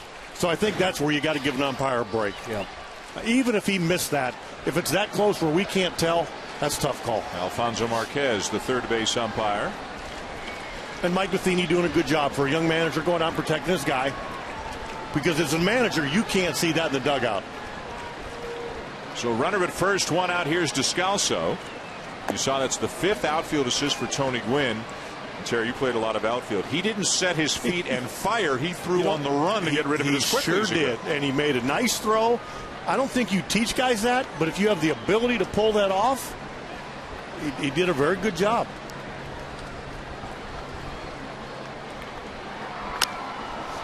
Popped up and dropping in the left for a base hit. Boy, they're not hitting him hard. No, but that makes that play huge right now. Pitcher number 26, Kyle Lush. And we're going to see Tony Gwynn here. He charges the ball very well because he doesn't have the strongest throwing arm. And Molina looks like, he's gone about 20 feet too far. He's about out of gas. Great slide. Here it is right here. Didn't set it, just, it's amazing he could get that much on the throw by throwing like he did. And Jose Akendo was all over it. He probably had the best view of anybody. Well, the call goes the Dodgers' way, so it's first and second, one out for the Cardinals. Loesch is up, showing bunt. Shows it that early. He might be pulling it back. Flashing. Shows it again. Gets it down toward third. Perfectly done to advance the runners. And Kyle Loesch can bunt. Yep.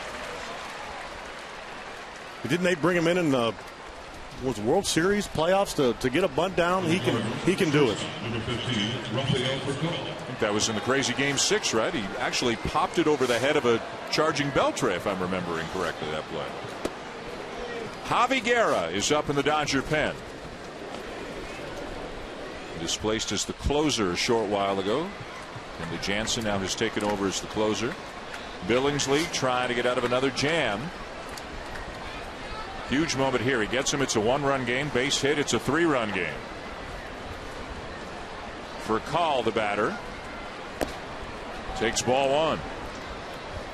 And Rafael Furcal swings a big, heavy bat, and he swings it hard, and he doesn't strike out very much.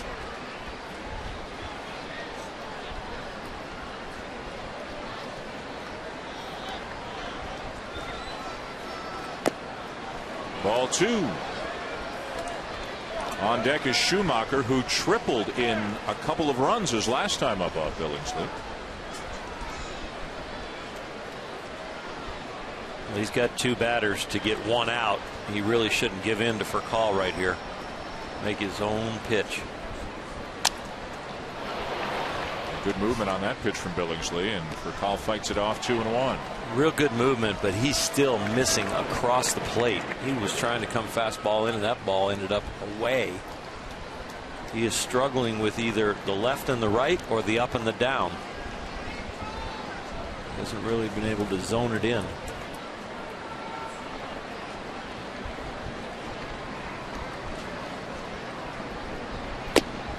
Furcal chased up above the belt, 2-2. Well, 93, and he got it in the vicinity there. He was trying to come inner half up, and he threw it slightly up, but he got it on the inside corner there. If he can make back-to-back pitches, he might get himself out of this inning.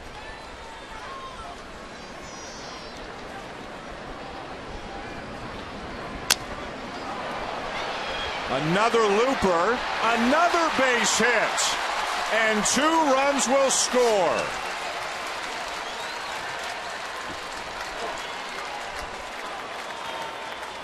They haven't hit a ball hard this inning. No, they haven't. He's got to be frustrated. But to Oral's point, and that ball wasn't hit very hard, but he hasn't been hitting his spots enough. And I know that ball broke his bat.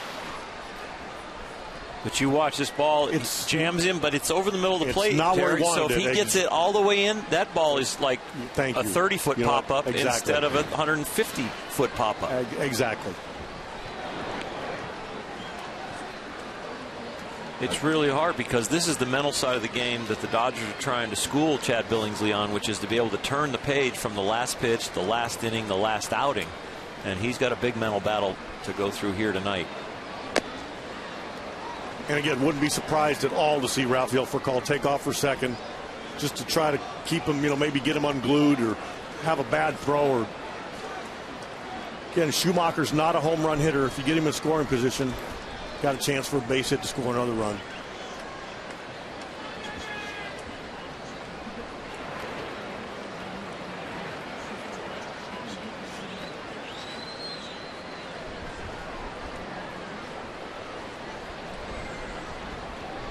Runner goes.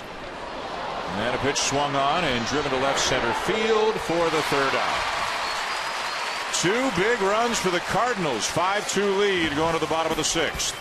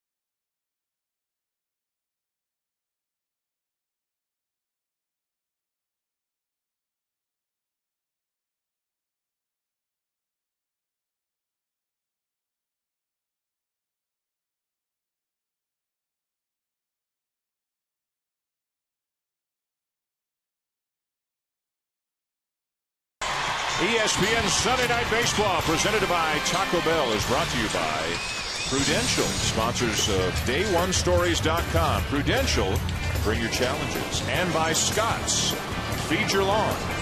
Feed it. Another one of the many things the three of us are never going to try. Surfing. You ever surf? Nope. You ever have the urge to surf? Nope. Body surf? Yep. You can't picture me out there, shorts on and little. Or I'll say nope again. Nope. Here's Andre Ethier.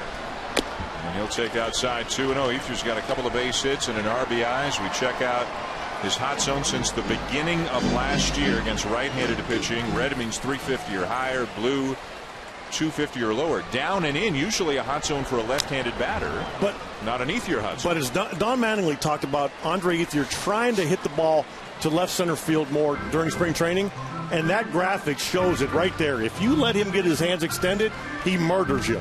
So if you throw him a strike that's out over the plate and don't get it in, he is hitting over 400. That's devastating.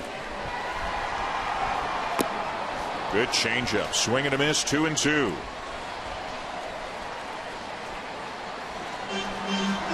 You know, even the hard throwers, you better pound him in, because if you don't, he's going to hurt you. And a roller to first for out number one.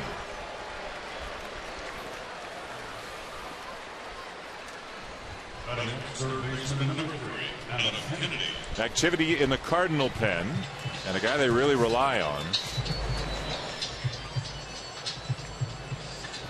Victor Marte, who just got up. Mark Zepchinski just sat down this moment. Zepchinski was the guy I was referring to, but that's Victor Marte, a right-hander who's actually been tremendous, Tito, at getting left-handed batters out this year. Never hurts to have one of those in the pen. He has, and they're trying, with Rybczynski only being the only lefty, they're trying to pick their spot where they can maximize his usage. With who? Ball eludes Beltran. And Kennedy around to third on what should have been a single.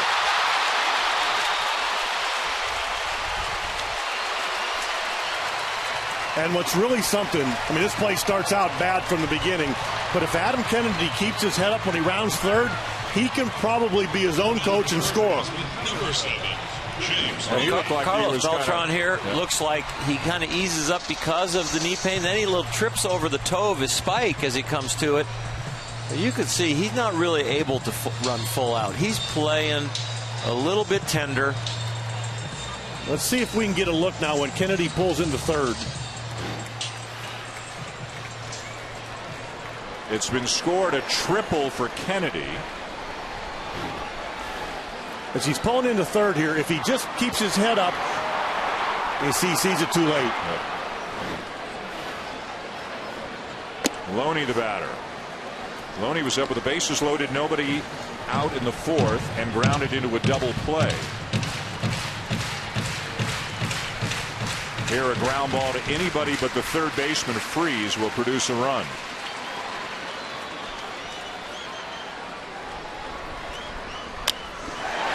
That'll get it done in the left field, a base hit. Kennedy can jog home 5-3.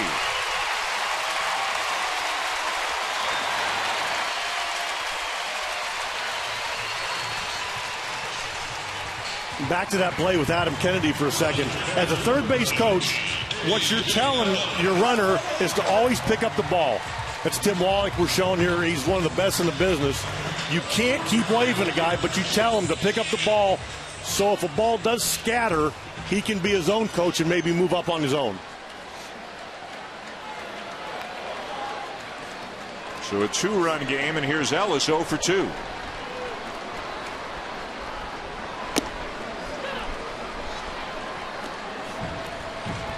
I mentioned earlier how patient a hitter Ellis is. He takes the first pitch more than 95% of the time, the highest percentage in baseball this year.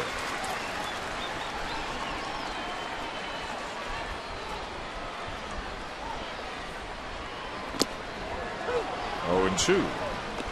He has reached base in 28 consecutive games, but he's 0 for 2 tonight. And if the Dodgers can get to the pitcher, they don't have a whole lot of experience sitting on that bench to pinch hit right now.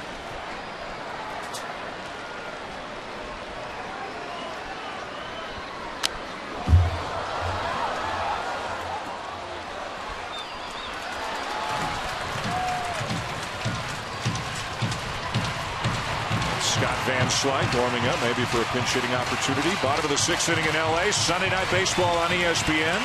A couple of division leaders, the Cardinals and the Dodgers. The Dodgers have won the first 2 games of the series, but they trail tonight 5-3. Just inside.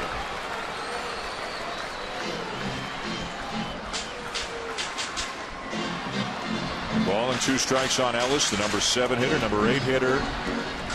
Justin Sellers, the shortstop, on deck. And the pitcher spot after that.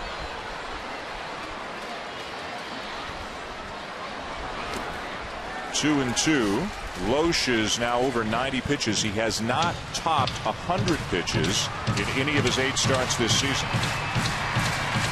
And he really has not been himself. He's usually have tremendous command. He has had that command as far as first pitch strikes. But as far as finishing off hitters or really having command of that changeup down tonight, he's thrown a couple special ones, but a lot of them have been up.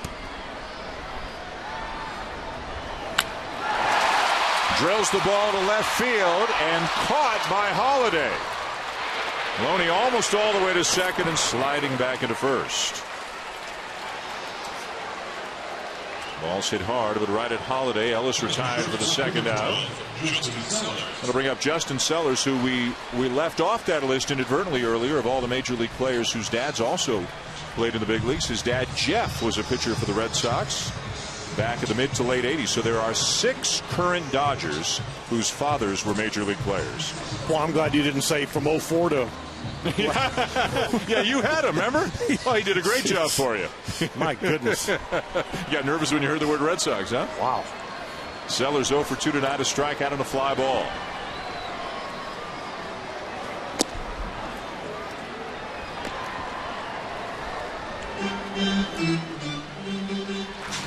Billingsley due up next, but if it continues, you'll see a pinch hitter. It's Ivan De Jesus Jr. in the on-deck circle.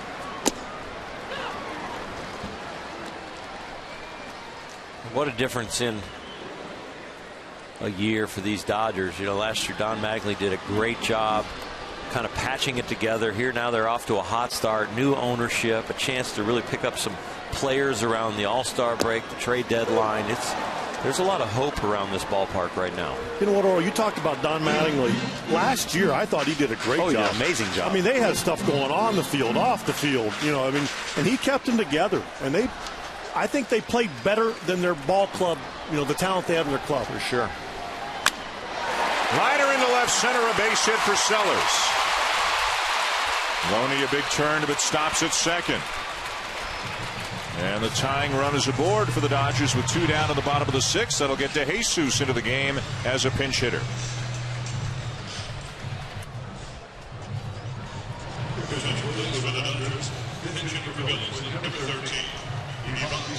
And the counter move by Mike Matheny. The Dodgers threatening. We'll be back to LA after this.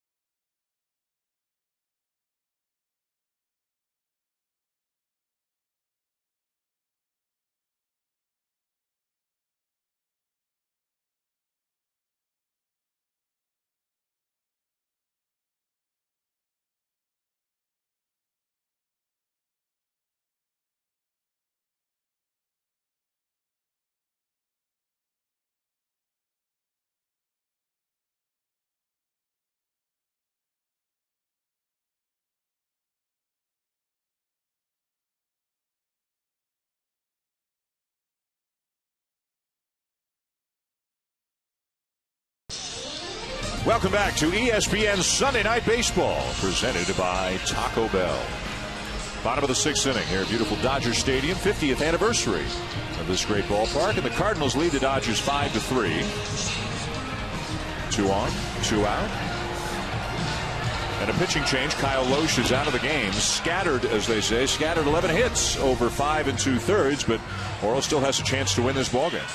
Well, he did a pretty good job battling with some tough stuff, but the things that were successful, the fact that he got ahead in the count. He's been known for his first pitch strikes, the best thing he does in the National League. And then after that, the changeup was here and there throughout the night, but here's a couple of good ones that really kept him out of jams. And then the other thing he did is once he got ahead of some guys every once in a while, he used his two-seamer away to get himself a couple double plays to keep him out of big innings. He battled. It's not the best line scorer in the world, but he gave his team a chance to win.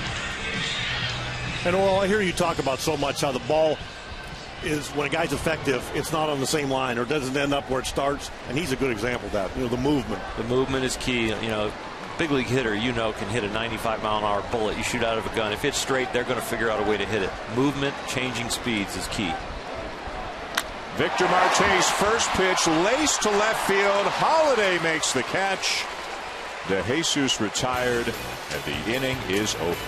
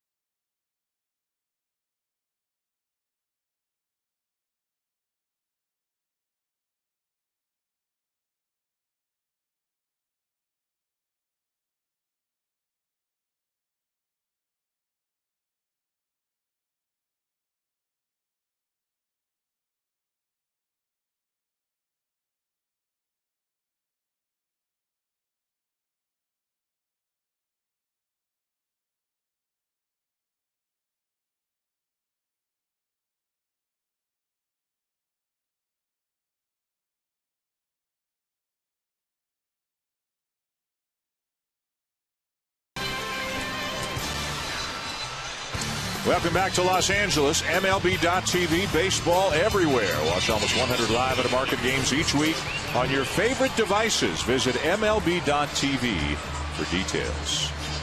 To the 7th in L.A. Dan Schulman, Terry Francona, Orel Hershiser, Buster Olney, and Javi Guerra, who comes on for Chad Billingsley. Hard-throwing right-hander. Was the closer, lost the job. Kenley Jansen's now got it. Guerra working in middle relief, facing Matt Holliday, who takes a strike. And after Holliday, Beltran and Freeze, 3-4-5 in the Cardinal lineup. And Guerra in particular, left-handers are hitting like 434. Just, I mean, really roughing him up. When you've got a closer, Tito, and he's not doing as well as he needs to do, and you need to move him out of that job, you call him into your office, and what do you say to him? How do you break? You know, it depends who it is. Yeah. I think the first thing you have to do is be honest, and you better have somebody who can take his place. Off the end of the bat, a lazy fly ball to right field. One down. Well, he did a good job for them last year. 21 saves and 23 opportunities last year, but has blown 3 saves already this year, so he's lost the job. And when things started changing for him, remember a few weeks ago he got hit in the side of the face by the line drive and stayed in the game. Got hit in the jaw, stayed in the game, but has not pitched as well since then. He'll face Beltran now. So often you see a closer, people clamor for a manager to take the closer out of the role, but they put him in the setup role, and that's almost worse. Now you got a guy that's struggling, that's coming in to pitch the men on base with the game on the line. Breaking ball high. Yeah, that's not a real good place to rest your mind, like if you move somebody in a batting order that, you have him in the top of the order or an RBI slot and you move him down to 7 or 8.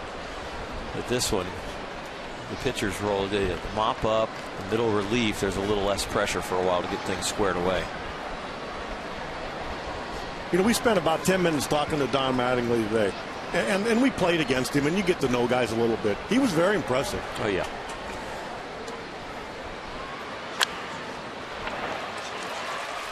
Ground ball down to first, 2 down.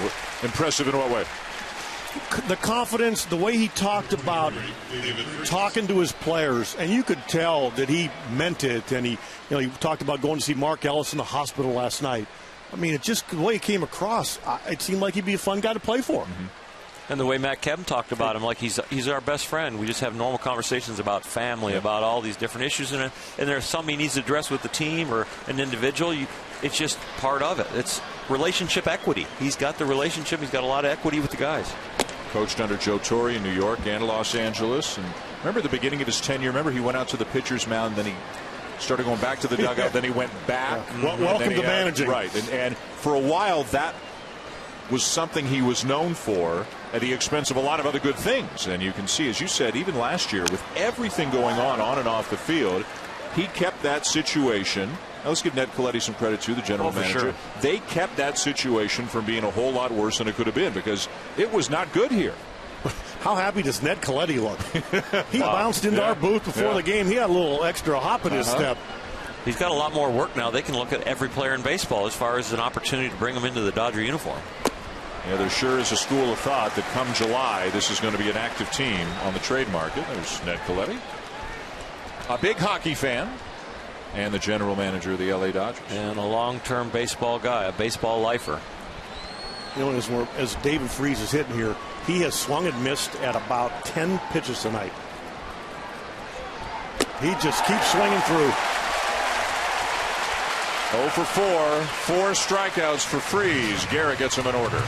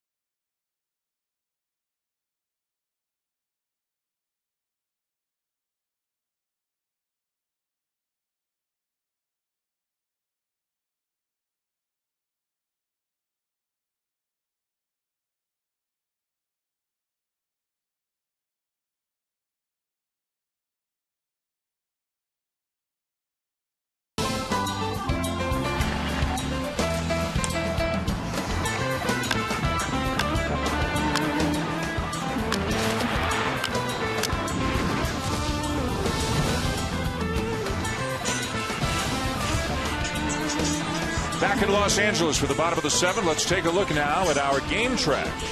Brought to you by Ram. The Cardinals leading the Dodgers by a score of 5-3. Skip Schumacher with a very big hit, a 2-run triple for the Cardinals. Andre Ethier has his National League leading 37th RBI of the season. Billingsley and Loesch, the starters, both are gone. As we go bottom 7, Tony Gwynn leading it off against Victor Marte, who came on to get the last out of the last inning. They had a knee-high strike, 0-1. Gwynn, Herrera, Abreu, the top of the Dodger order. Gwynn is 1 for 3, had a base hit his last time up. And Mike Matheny has the luxury of bringing in Victor Marte to face the lefties because he's actually tougher on the lefties. Good, sharp breaking ball, 0-2. Spent a little time with Kansas City in 09 and 2010. 31 saves with the Cardinals' AAA affiliate last year in Memphis. And there you can see how effective he's been against left-handed batters. That's a really nice luxury for a manager to have. A righty that gets a lefty out or the reverse.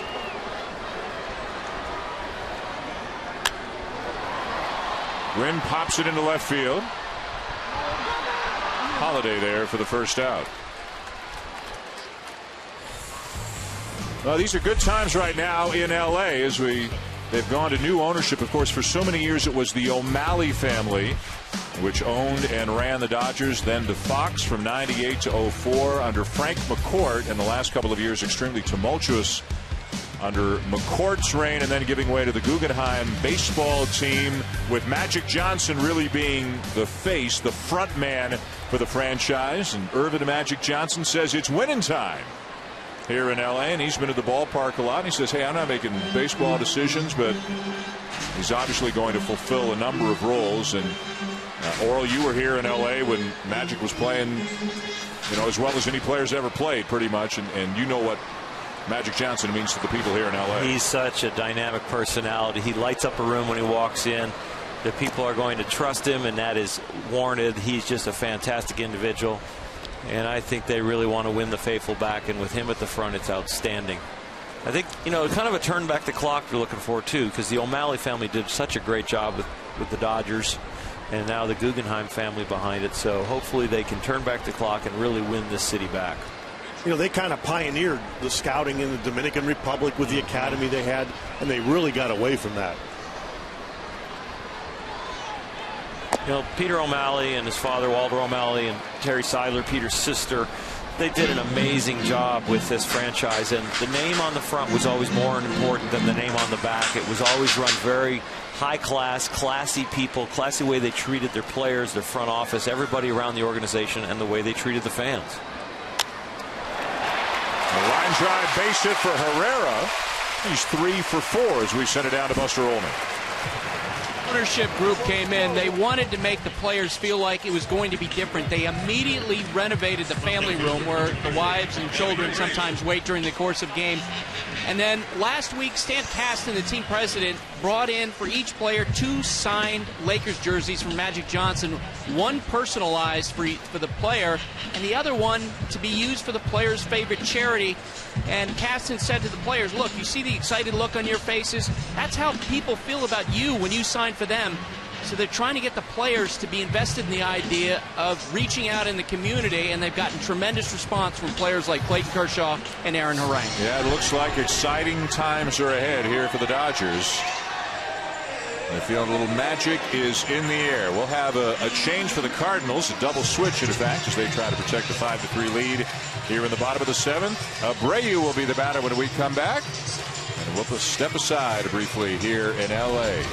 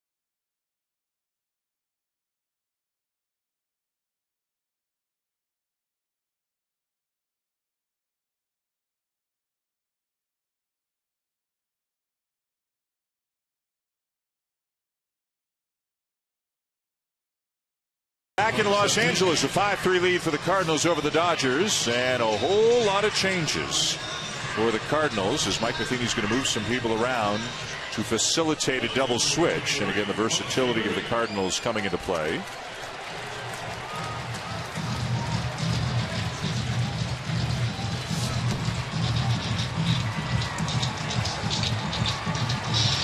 Shane Robinson came into the game in center. Skip Schumacher went from center to second. Daniel Descalso from second to third. The struggling David Freese out of the game. And Mark. Go ahead. Give her another go. Zepchinski. Nice little Italian kid. Zepchinski. You had it surrounded last inning. You were all over it. And I just knew we couldn't hit him. Here's Bobby Abreu. A lefty who is not just a specialist. You can send him out there for an inning or more. You could have him face some righties, but he can be tough on lefties as well. Part of the deal with Toronto last year, the Colby Rasmus trade. Facing a pretty hot hitter right now in Bobby Abreu, who's 2 for 3 tonight. And since Bobby's come over to the Dodgers, he's actually swung the bat pretty well against left-handers.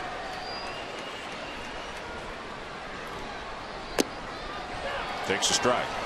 What's the difference in a hitter, though, you know, Terry, when you look at a guy who has to hit to get in the lineup compared to a guy who knows he's in the lineup and he's here kind of as everybody loves him?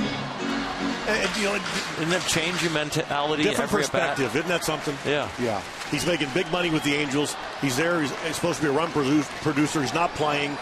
Comes here, and he's in the lineup, hitting in the middle of the lineup. And they love him. There's so much between the ears. And that's not the Angels' fault. No. I mean, that's just the way the game is. Guys get signed to big money contracts, and he wasn't producing, and he was an extra, and he wasn't happy. And sometimes it's just time to move on. Herrera at first base. He's got 3 hits in the game. The Dodgers have 12 hits, but only 3 runs as they trail 5-3, bottom 7.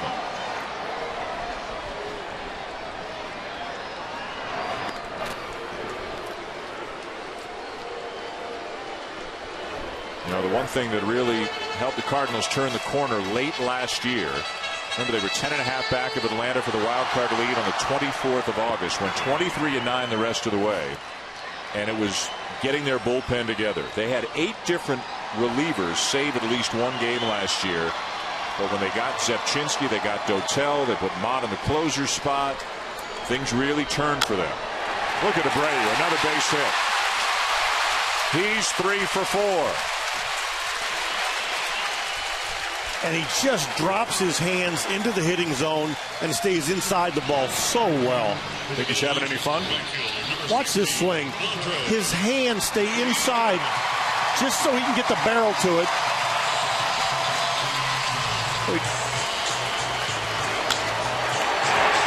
The fastest thing about that swing was the bat. The feet moved slow, the hands were quick, but they weren't too aggressive, and then the bat comes. Got released, then got picked up by the team with the best record in baseball, and he's hitting 3rd for them and banging out base hits. He's the potential tying run with the one out here in the bottom of the 7th, and the batter is Ethier, who's already got 2 hits and an RBI tonight. He's the NL leader in RBIs. And he takes the off-speed pitch outside for ball 1. Hot late in games, hot with runners in scoring position, and as you said, Terry, improving against left-handed pitching. Yeah, this year he's hitting over 300. He's got a home run against left-hand pitching.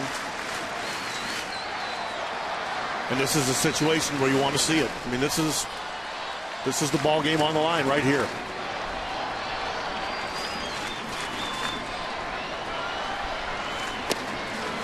Not where Zepchinski wanted it, but he gets a strike. He's trying to go low and away. K-Zone got it right there. Made it the inside corner. Well, I'll tell you what, he's lucky he got that one back. Yep. Andre Ethier thought that was up and in, or he might have sent that ball a long way.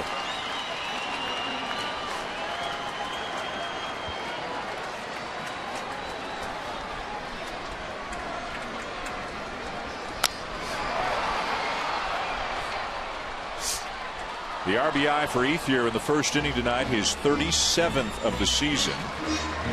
And this the Dodgers' 41st game. And he's 4 ahead of the Cardinals' Carlos Beltran for the National League RBI lead.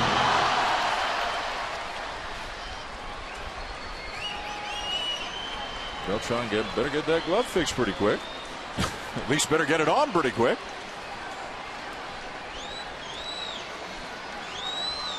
I'd like to see between Beltran and Abreu who's got a lower kind of standing pulse rate out there. I mean, we're talking about you guys, yeah, blood pressure. Neither one of them ever looks just the slightest bit stressed about anything.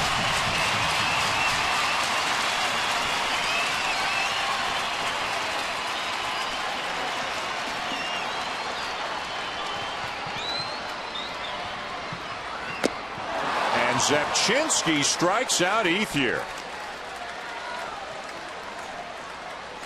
You know, throughout the sequence, Andre Ethier gets convinced that he's going to try and get me out with the breaking ball.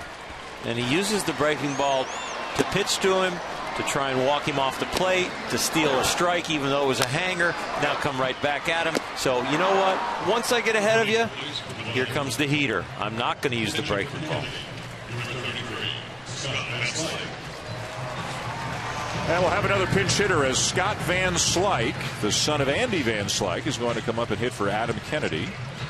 Van Slyke made his major league debut on May the 9th. Again, all the injuries the Dodgers have had, they've had to dip deep into their farm system. Made his first big league start on Tuesday and hit third in that game. Had a single in his first major league at bat, had a 2-run double in his second major league at bat. And look at the numbers he was putting up at AAA at the time of his call-up. And the trickle-down effect with the Dodgers injuries is the guys that are usually pinch hitting are playing, and they had to dip into their farm system, as you said, Dan, to get their pinch hitters. And it's a tough situation. These young guys are used to playing every day in the minor leagues. Now you come up and pinch hit. That's tough.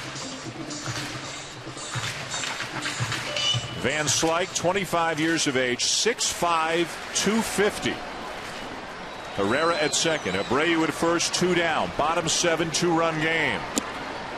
Just missed off the outside corner.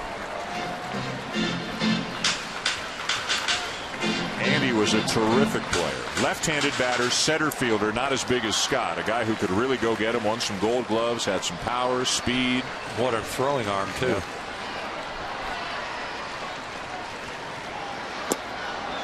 2-0. Andy was already a good outfielder, and then when he was with Bill Verdon, long-time manager, that turned him into a great outfielder. Bill Verdon could teach outfield better than anybody I've ever seen in my life. His son Scott at the plate in a big moment here for the Dodgers. Outside again, ball 3 with James Loney on deck. Loney with an RBI single his last time up. Do you cut Van Slyke loose? I think they're cutting him loose. He may not swing, but I think he has the right to swing.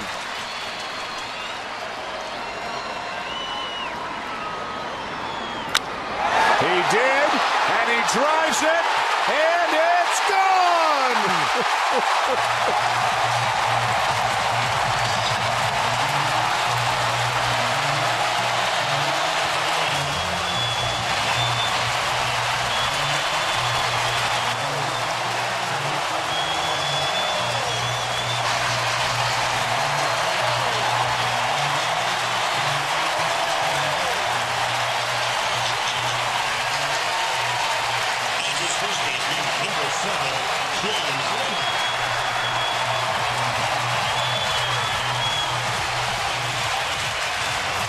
First major league home run for Scott Van Slyke.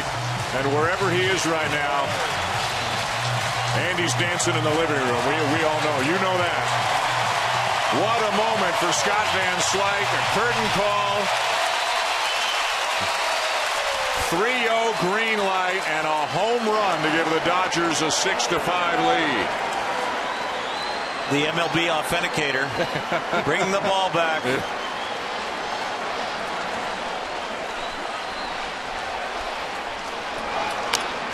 And this has been the story of the Dodgers this year. Somehow, some way, someone finds a way to get it done, and they continue to win close ball games. Well, the benefit for our viewers to have a manager up here in the booth, Terry, sitting there predicting what's going on in the dugout because he was just there last year. And I think Mike Matheny knew it too. 1 ball, 2 strikes on Loney.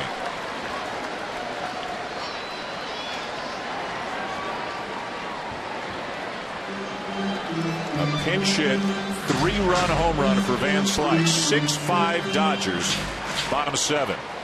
Electrified this ballpark. You know, when you see your kids get hit in Little League, what kind of a feeling that is? Can you imagine for Andy Van Slyke? I hope he's got high ceilings or he just hit his head.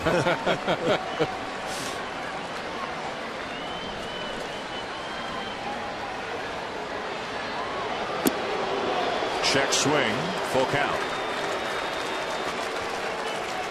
And what I'm sure is going to make it tougher to swallow if St. Louis loses this game is James Loney's hitting 158 versus left-handers.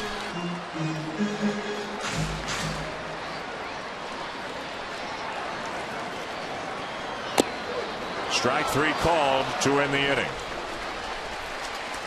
We got a brand new ball game here in Los Angeles as Scott Van Slyke's pinch hit 3-run homer has given the Dodgers the lead. Mike Matheny, he's swinging. He knew it. The old catcher knew what he was talking about. But Van Slyke delivers, much to the dismay of Matheny and the Cardinals, and the Dodgers have the lead.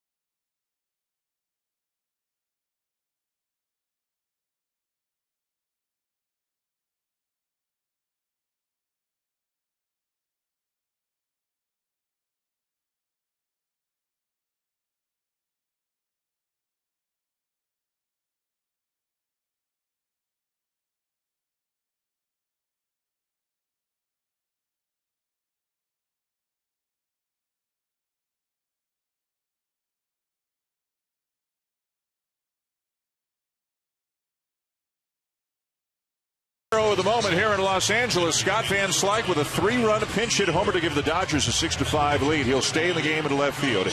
D. Gordon has come in at short, moving Justin Sellers to third base because it was the third baseman Adam Kennedy who left for the pinch hitter Van Slyke. So they needed to make a bunch of moves to accommodate the changes. And here's Josh Lindblom on to pitch, and he'll start Yadier Molina with a strike. Lindblom with some very good numbers so far. Quickly has become a very trusted member of the Dodger pen and the primary setup man. You got to make a decision here, Tito. It's ball game or scorecard. You can't do both, man. I'm trying to figure out where if they double switched, I got ink everywhere, including my shirt. You got the pitcher batting in 4 different spots right now. Molina takes outside, ball 2. Lindblom, the pitcher, is in the third spot, the spot that had been occupied by Bobby Abreu, who is out of the game. Remember, he had coaches filling out his card. There's a foul off 2-2. So Lindblom pitching, Van Slyke in left, Gordon at short, Sellers at third. And the Dodgers 6 outs away from sweeping the Cardinals.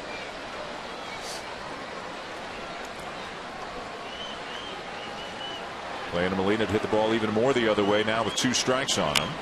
Jams him with a breaking ball. Not where he wanted it, but he'll get the ground ball out for out number 1. And we go back to the Van Slyke swing. It's 3-0, and he's a young kid. But with James Loney hitting on deck, everybody, and look at Mike Matheny. He knows he's got the green light. And you give this kid credit. A lot of guys would just take it just because he's a young kid, doesn't want to swing at a bad pitch. He's strong enough to get something off speed and still hit it out. First big league homer, first big league curtain call. He's got a lot of guts to swing the bat, too. A lot of kids who just say, I got a free ride, I'll just take the take. You know, but to let the bat go in that situation takes a lot of guts also.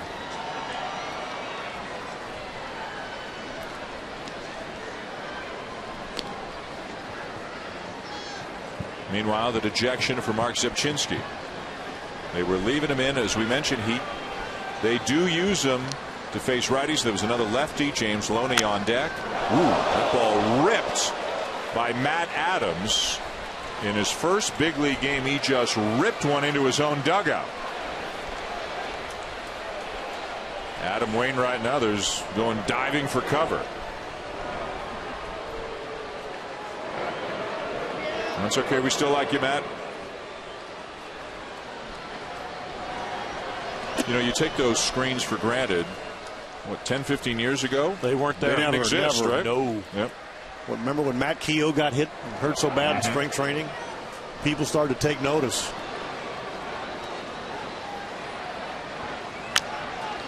Bounce to second. Adams retired. Still 2 for 4 in his first big league game, but another big out for Lindblom. ESPN's coverage of Major League Baseball continues tomorrow and Wednesday, 7 Eastern tomorrow here on ESPN. A Monday Night Baseball, the Braves take on the Reds. That's brought to you by USAA. Wednesday Night Baseball, 7 Eastern on ESPN2. It'll be the Nationals and the Phillies. Both games also available on ESPN3 and watchespn.com. As it is now scheduled, Wednesday we'll have Cole Hamels on the mound for the Phillies against the Nationals.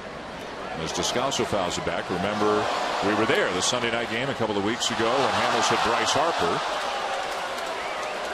Well, you just got one more viewer because I'm not going to miss that game. No. That'll be a fun one to watch. Undoubtedly, yep. Developing into a pretty good rivalry in a very competitive National League East. A ball and a strike. Cat, the Nationals might go old school on Cole.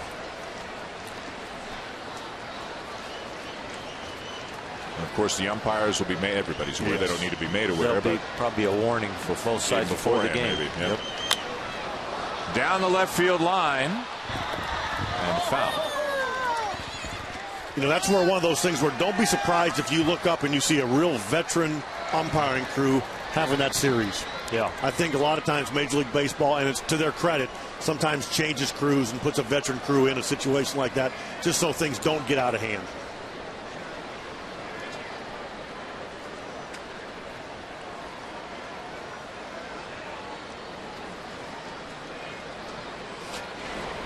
Right-hander Mitchell Boggs is up in the Cardinal pen, getting ready to work the bottom of the 8th inning. Loesch and Billingsley, the starters. Zepchinski surrendering the 3-run homer to Van Slyke that has given the Dodgers the lead. And a high fly ball to shallow left center. It'll be Gwynn taking charge to end the inning. Van Slyke's homer. Dodgers lead going bottom 8.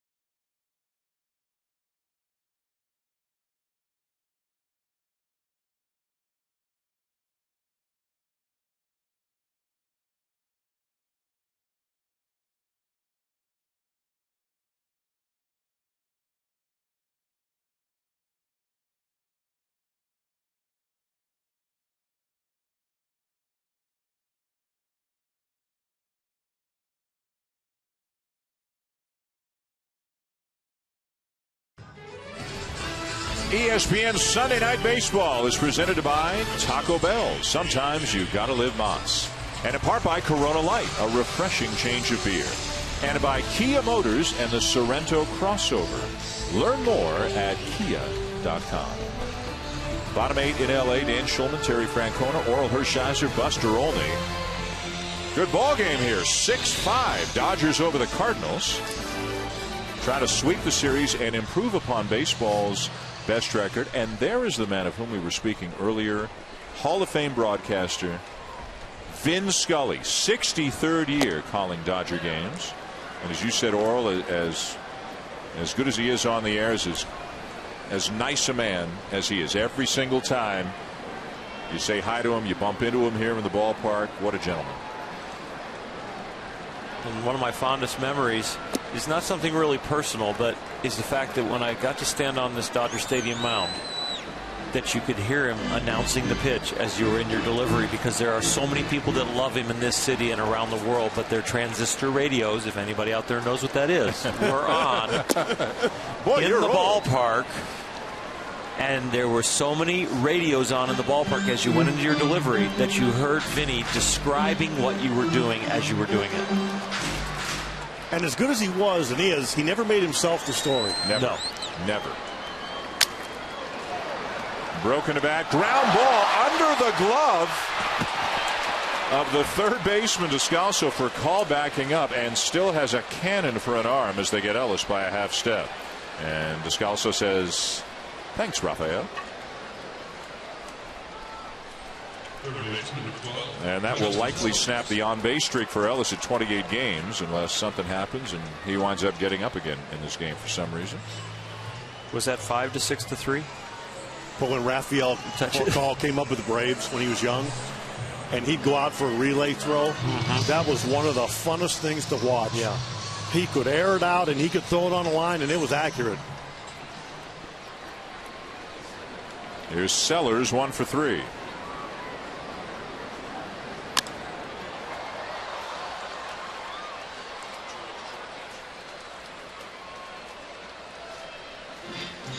Looking ahead to the top of the 9th inning, Shane Robinson is due up first, sitting in the 9 spot, then back to the top of the order for Colin Schumacher, with Kenley Jansen, the closer for the Dodgers, warming up in the pen.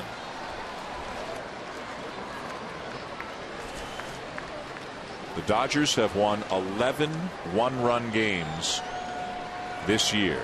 That is the most in baseball.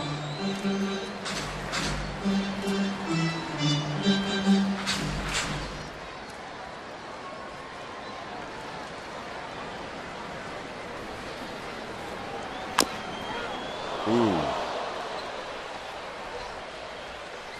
They don't need any more injuries. They're about out of infielders. And Sellers taking a while to get back to his feet, but he's in some pain. Ooh. What's that feel like, Tito?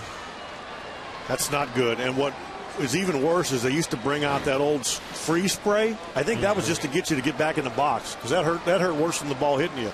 A few days ago, Justin Sellers, look at this grab, racing down the line and then going flying over that short wall and winding up upside down in the first row. It's like the famous Derek Jeter play. Yep. I don't think there's anything that makes you more popular quicker when a city doesn't know you than just a I'm going to give everything I got for defense kind of play.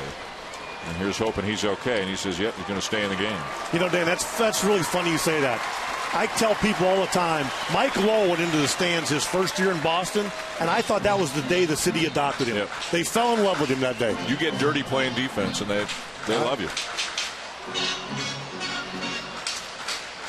And he's going to get a chance to play with D. Gordon getting some time off, although Gordon came into the game on a double switch an inning ago.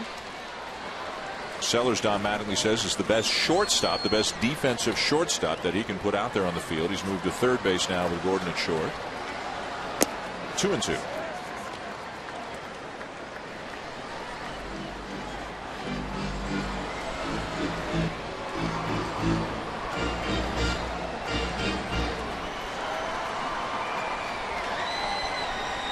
Boggs, the fourth pitcher of the night for the Cardinals. And Sellers lays off, full count. 27-13 mark for the Dodgers. Matches the best mark they have had since the 1983 season after 40 games. If they win tonight, they'll be 7 up on San Francisco. If St. Louis loses, they'll be only a half game up on Cincinnati. Sellers strikes out, 2 down. And they have done this in spite of an incredible number of injuries in the last 2 weeks. Juan Rivera on the DL, hamstring strain, should be back soon. Jerry Hairston Jr., hamstring strain, hopes to be back Wednesday. Juan Uribe, wrist injury, out indefinitely. Matt Kemp off on a tear at the beginning of the year, hamstring strain, eligible a week from Tuesday to return. And now Mark Ellis with the bruised left leg, the swelling and fluid buildup, the emergency surgery yesterday, out at least 6 weeks. Matt Kemp was on the field today going through some hitting and workouts with his teammates. May the 29th is the date he's eligible to return. D. Gordon.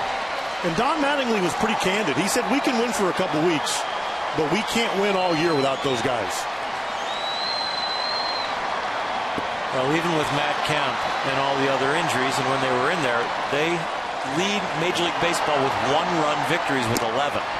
So that shows that tipping point they're on. That through these injuries,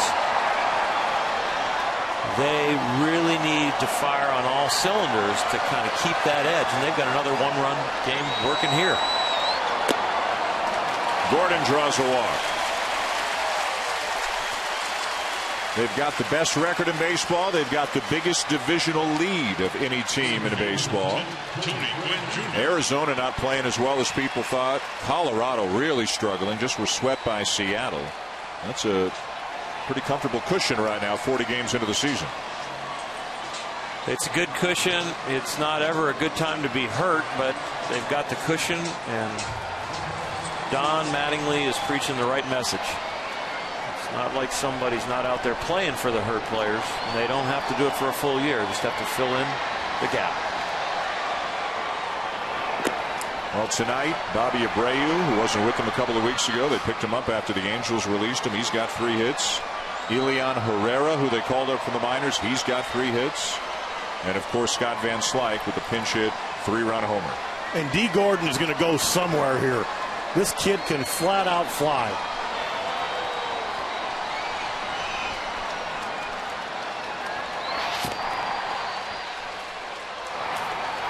Son of Tom Gordon, listed at 5'11", 160. Very optimistic. Yeah, that's got to be soaking wet. Yeah. With 5-pound weights in each back pocket. 12 of 17 so far this season.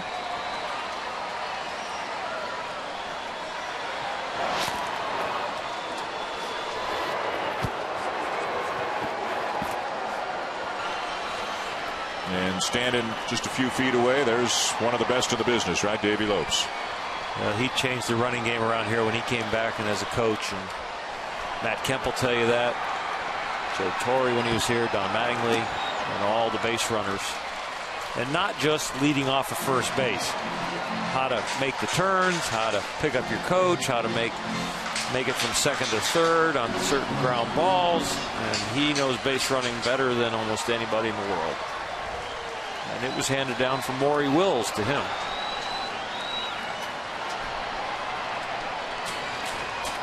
Not going. 2-1. You're right. Davey Lopes has taken the art of coaching first to a whole nother level. I mean, he's got the stopwatch. He knows what pitchers do, and he relays information to those runners probably better than any first base coach in the league. All 5 years he was with the Philadelphia Phillies, they led the National League in stolen bases. And not just leading the league, but the percentage is what's important. There he goes. And a ground ball sharply hit to second. Inning over. To the top of the ninth at Dodger Stadium. Kenley Jansen, the closer for the Dodgers, getting ready to roll as he'll make his way into the game with the Dodgers leading the Cardinals 6-5. Big fella's on his way in as the Dodgers look for their major league leading 28th win of the season and their major league leading what could be their 12th one-run win on the season. A run up, 3 outs to go here in L.A.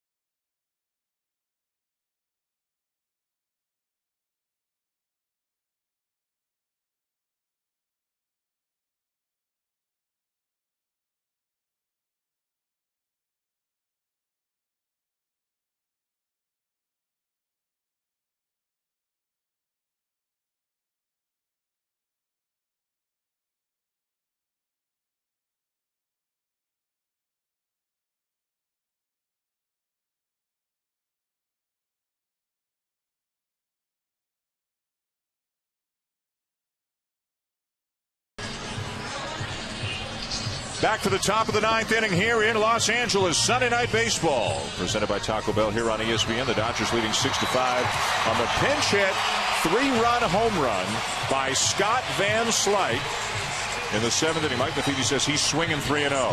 Matheny was right, and it couldn't have turned out worse for the Cardinals. No way, says Mark Zepchinski. Van Slyke with his first big league home run. He's tonight's Chevrolet Player of the Game. But it ain't over yet. Top 9, 6-5 Dodgers. Van Slyke in left field right now. The pitcher is Kenley Jansen. Recently put back into the closer's role, a role that he had just a little bit last year. Had 5 saves. He's a converted catcher. Was a catcher until 2009, and a guy who can really bring it.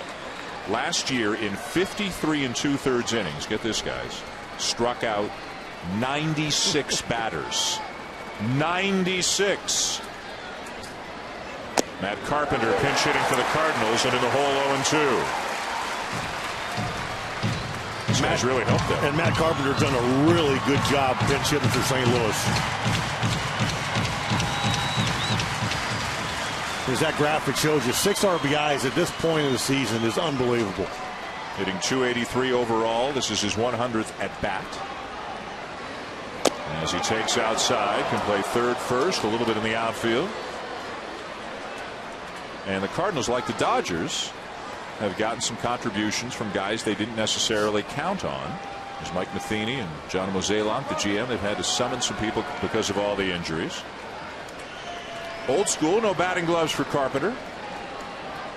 No relation to Chris Carpenter, the Cardinal pitcher. Ooh. 1 down.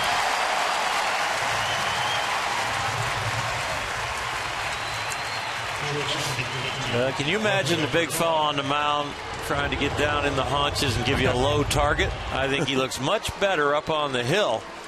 And after that strikeout, he's glad he converted from catcher to pitcher. He is wearing out that outside corner above 90 miles an hour. Misses there, but he's ahead. Now he stays just off the plate. And that's some real good location from a real big fella with some serious velocity. 1 down, Rafael for call. And a strike. for a call tonight. 2 for 4. Drove in 2 runs on a blue base hit back in the 6th. That made it 5-2 Cardinals at the time. But the Dodgers have taken the lead, and they're trying to hang on here in the 9th.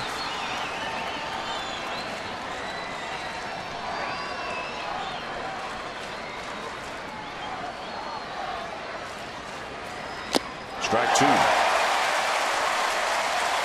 He got away with one there. He's trying to come in off the plate. With these left-handed hitters he's going to face here in the 9th, a 1-run lead. He is trying to keep the ball away so they can't pull the ball over the right field wall. Trying to come in just to show he'll come in, leaves it right down the middle for a call. Tried to turn on it, missed it.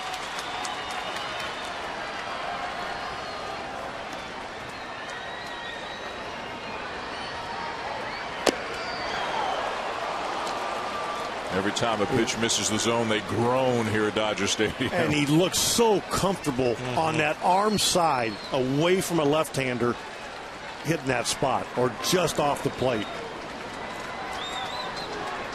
Gordon, the shortstop, playing him a little bit towards the hole, so a pretty big gap up the middle.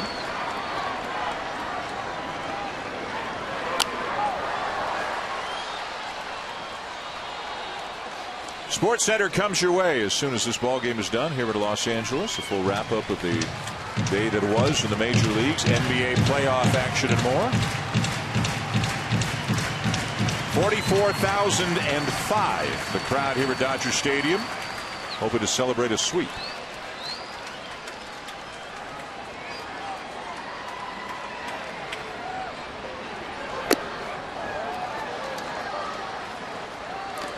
Got a little bit of big Lee Smith in him. He's very calm out there, very slow moving. Mechanics are kind of slow and methodical. And when it comes out of his hand, it's coming out in a hurry.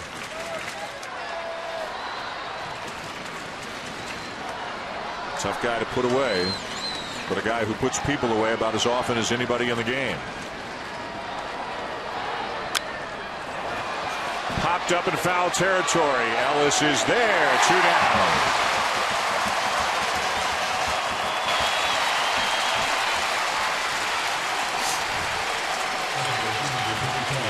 Kenley Jansen 1 out away from the 12th 1-run victory. But look at the little cut on this ball, Dan and Terry. He's throwing this ball 93 miles an hour, and he's cutting it. That's got a little Mariano Rivera in it. That ball rode right in on for call. That moved about 6-8 inches across the plate. That's going to be hard to hit for a long time if he can do that. Been a lively crowd here in Los Angeles tonight.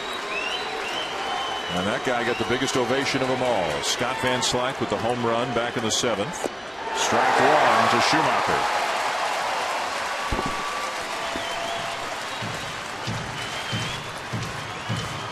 The Dodgers have James Loney playing, I mean, right on the first base line. If he hits a double down that right field line. 0-2.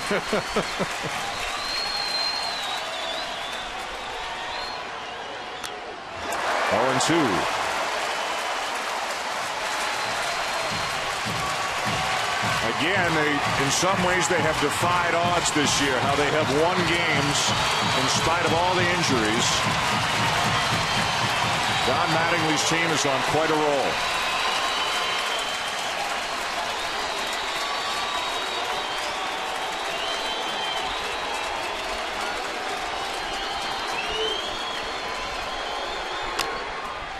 Back to the mound. Ball game.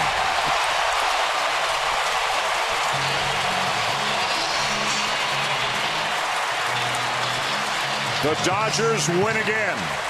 They sweep the Cardinals, and they improve their record to 28-13, the best in a Major League Baseball. The Van Slyke home run stands up as the winner. Guerra gets the win. Zepchinski the loss. Jansen the save, his 5th. Coming up next here on ESPN, stay tuned for SportsCenter. This has been a presentation of ESPN, the worldwide leader in sports.